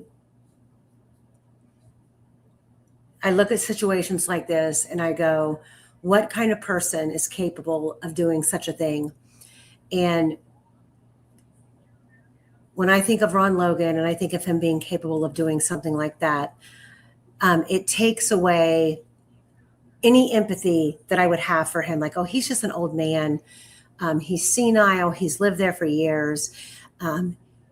He knew in advance that, the trails were going to be problems because, you know what? He didn't want to be bothered. He didn't want to have to fuck around with people being on his property. And then you hear a story like that and you go, he's not naive to drama or problems or drugs or nefarious groups. He's right in there in the midst of everything. And he's trying to now make himself look like a victim.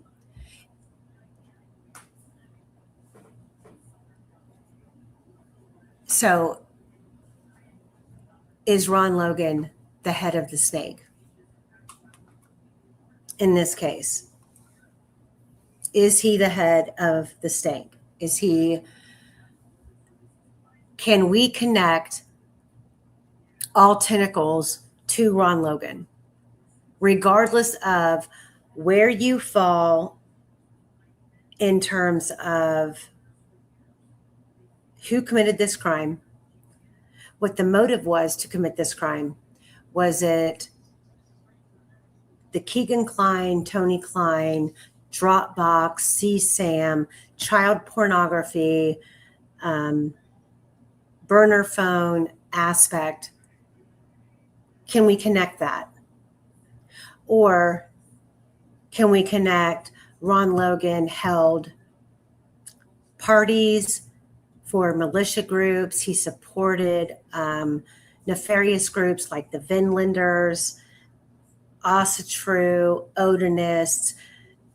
We know that he lived near Brett Sandiford. Brett Sandiford was friends with Patrick Westfall and Brad Holder. They served in the military together. How can we connect Ron Logan to that aspect of a group? Or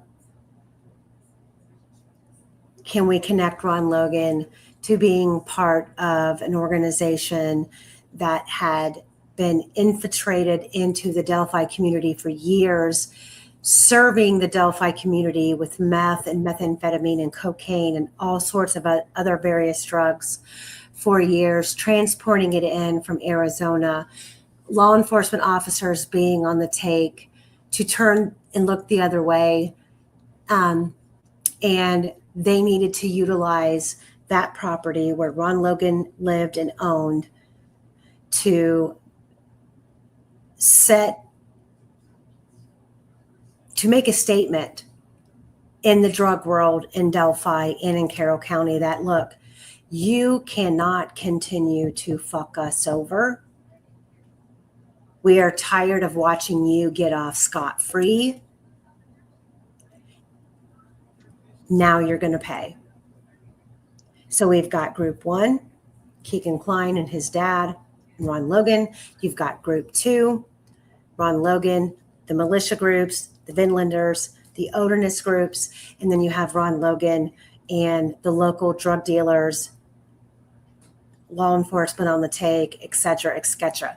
So you take those three groups, group 1, 2, and 3. I have a poll question on the chat asking you which seems more plausible to you. And while we're still behind the scenes working on the Delphi Marathon, I'm going to continue to go over this. And I know that Quester has other things to add to this. Quester? Yeah, well, I've got quite a few things. What would you like to discuss? Well, I think we can dig into this even more. And I know that you wanted to go into the phone data some more. And then the information that we've gotten over the last 24 hours about the fire in Huddleston.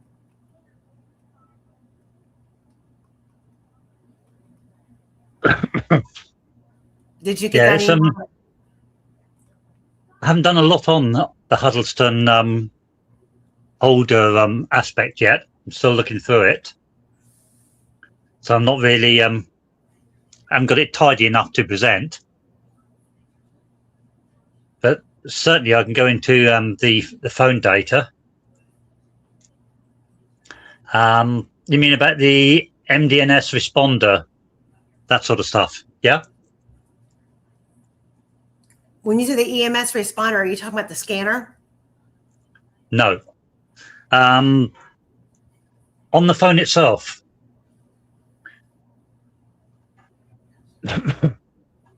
there's a background process called the MDNS respond stroke com. That stands for multicast DNS responder. Now that's on all iPhones. It's a background process. Okay. Now on the phone they found, that kicked in at 1338. And what it does is it helps you with the discovery and connection of devices on a local network. Yeah? Mm-hmm. Now, iPhones can create their own Wi-Fi local network using the personal hotspot. You know about the personal hotspot? Yes, I have one. Right. But that allows other devices to connect through your phone to the internet, send, receive audio, video, etc., etc., etc., and also allows other devices to find each other and communicate seamlessly. Yeah? Yes. So therefore, at 1338, the found phone was initiating searching for other phones that were authorized to link in with Libby's phone. Yeah. Okay. Oh shit. You're catching on. Yeah. Now, at the same time. Okay. So with that being said, when you say the found phone was searching for, so does that mean that the found phone wasn't the main hub phone? No. What it is the found phone would be, as you call it, the main hub phone. Now, when it sets up a personal hotspot, you can authorize other devices to access that personal hotspot. Mm-hmm. And you have a list of those that you've allowed.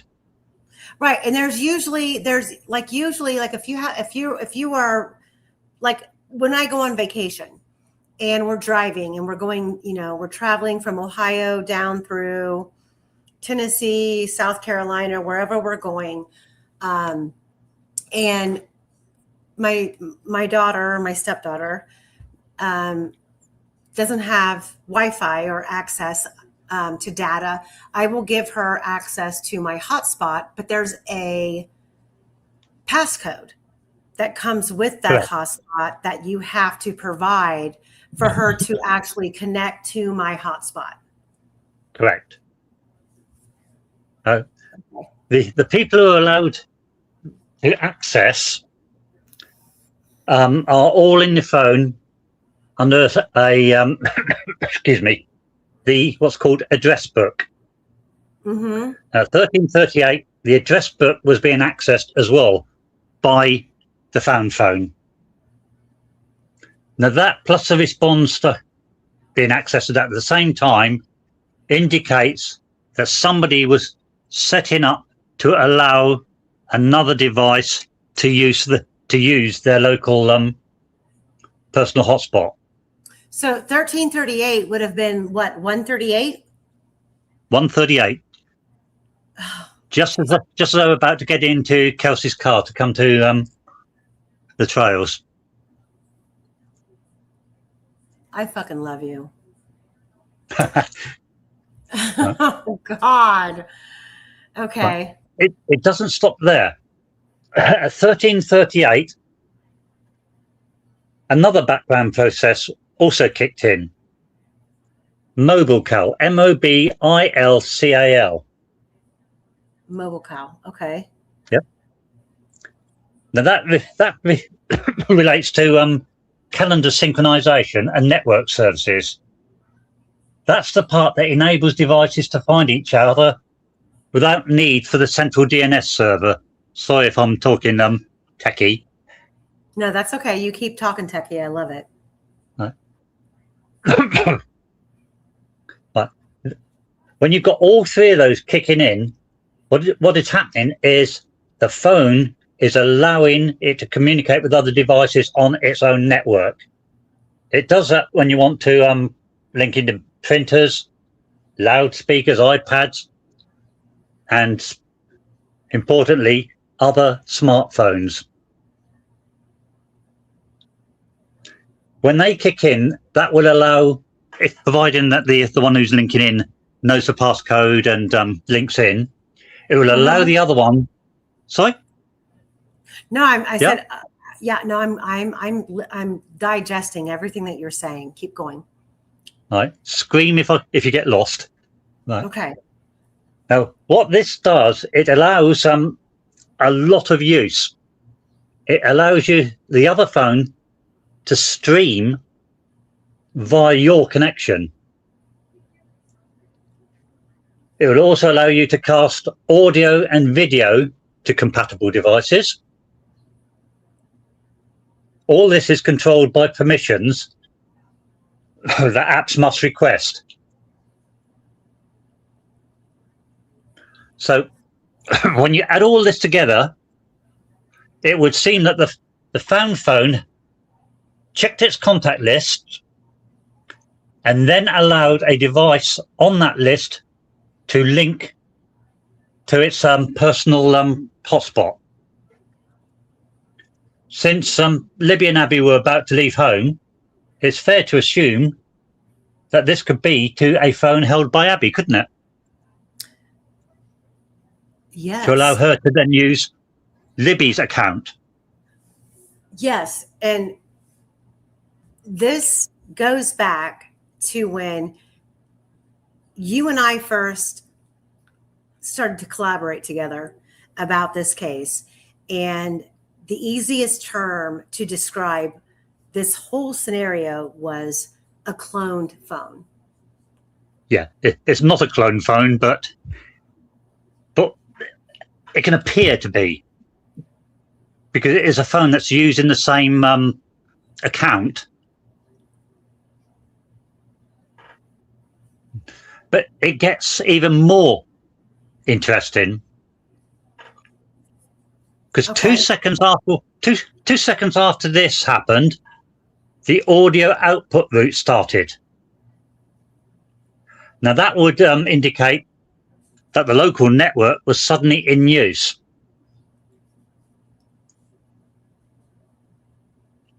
Now, 9 seconds later, the found phone made an outgoing phone call to Derek German. Mm-hmm. At exactly the same second, several audio outputs started. Several suggests more than 2 phones were linked. Now we know that the found phone was at that time performing an outgoing call to Derek, but there were other audio outputs being in process. So we are talking more than 2 phones linked here.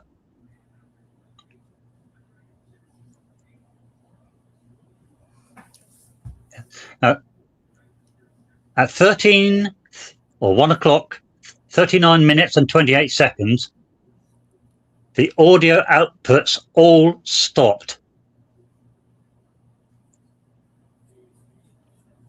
Now, the other thing that happened at that time was Libby's call with Derek German ended. And that was at what time? 13:39. Okay. Now you can see all those audio outputs all align with the call to Derek German and another phone linking in as well. So we're talking 3 phones here linked, and one of them being Derek's, it would appear. Is there a rational explanation for that? There is. Derek was one of the ones who had access to the local network.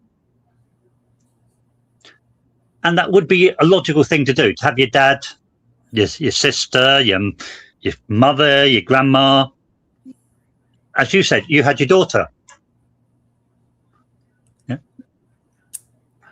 Normally, there'd be So- no problem with that, would there? So, I mean, so how do we explain when you say that he was linked into the local network when he was supposed to have been driving out to, what was it, Frankfurt, to do photographs for Becky's business, and Abby and Libby are on their way to the trails, and he supposedly left before the girls. The girls were still at the house. He left. He went on to Frankfurt, and they're now in Kelsey's car. It sounds like they're just getting in the car and they're setting up the communication between the two phones on their way to. Well, it's setting up a link, definitely. Yeah. It doesn't mean that there wasn't a link set up earlier. I don't know. Pick a time, 9 a.m. Somebody could have linked in, and then we've got I haven't got the data for that sort of time. I've only got this one bit of data which shows it was happening. Mm-hmm. But to fantasize, say Derek linked before he left. That would be understandable. Right. Now, the call to Derek said he was about halfway to Frankfurt. So he wasn't that far away. I'm not sure what the range of the local network is, but I would have think it'd cover that.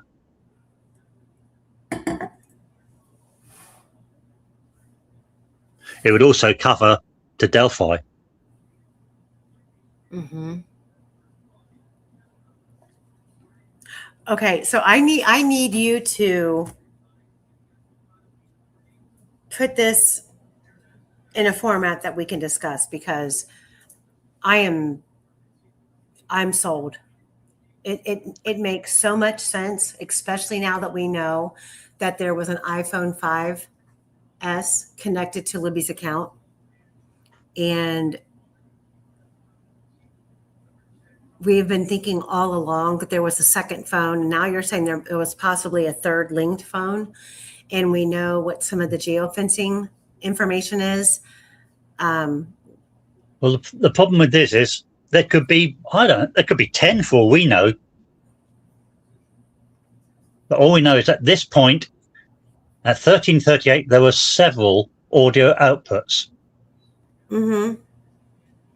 How many audio outputs can your phone do at a time? To the nearest one. I think just one. Yeah. So if there's several audio outputs on the account, how's that happening? Yeah, I mean, I don't know. I think that you only see this phone situation with Libby is, for her being a teenager, there's some shit going on with her phone.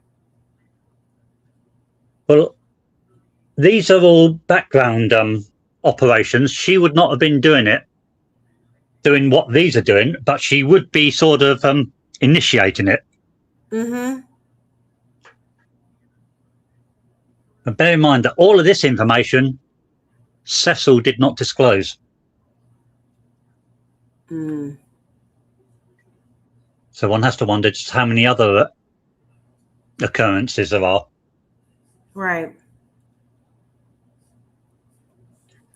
Now, having a local network like your dad's on, your friend's on, isn't in itself suspicious. It gets suspicious if you start to sort of build on that. If Derek was one of them, then he knew where her phone was. He was running off her phone. He had access to it.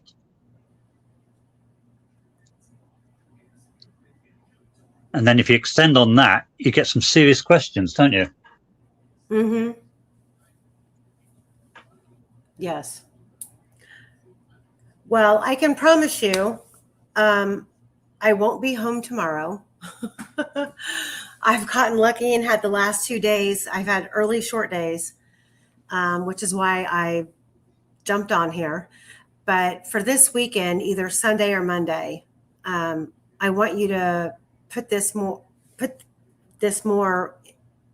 into a more understandable format, because I feel like it's really important. And I'm going to go into, there's some people in the chat who are asking about the party line apps that Libby was involved with, like Monkey and some of the other ones. Monkey. Oh, Monkey. That's a juicy one. Yeah. Yeah. So I'm going The things that can happen to that app. So I'm going to go into that, and then we'll go from there. I don't want to put too much into one live, because we need to keep weekly, like week by week by week by week, keep going until we get to the oral arguments. And there's plenty of stuff to talk about between now and then, and we'll get it done. Yeah. If they want to talk about what the Monkey app can do, they might just get shocked and suddenly disconnect that app. Right. All right, guys, that's all we've got today. Quester, love you. Thanks for hopping on. I know, again, today was last minute, but you made it work. So we will see you next week for sure. Not tomorrow. I promise you, I won't be on tomorrow. All right. Bye, Quester. Bye. Bye.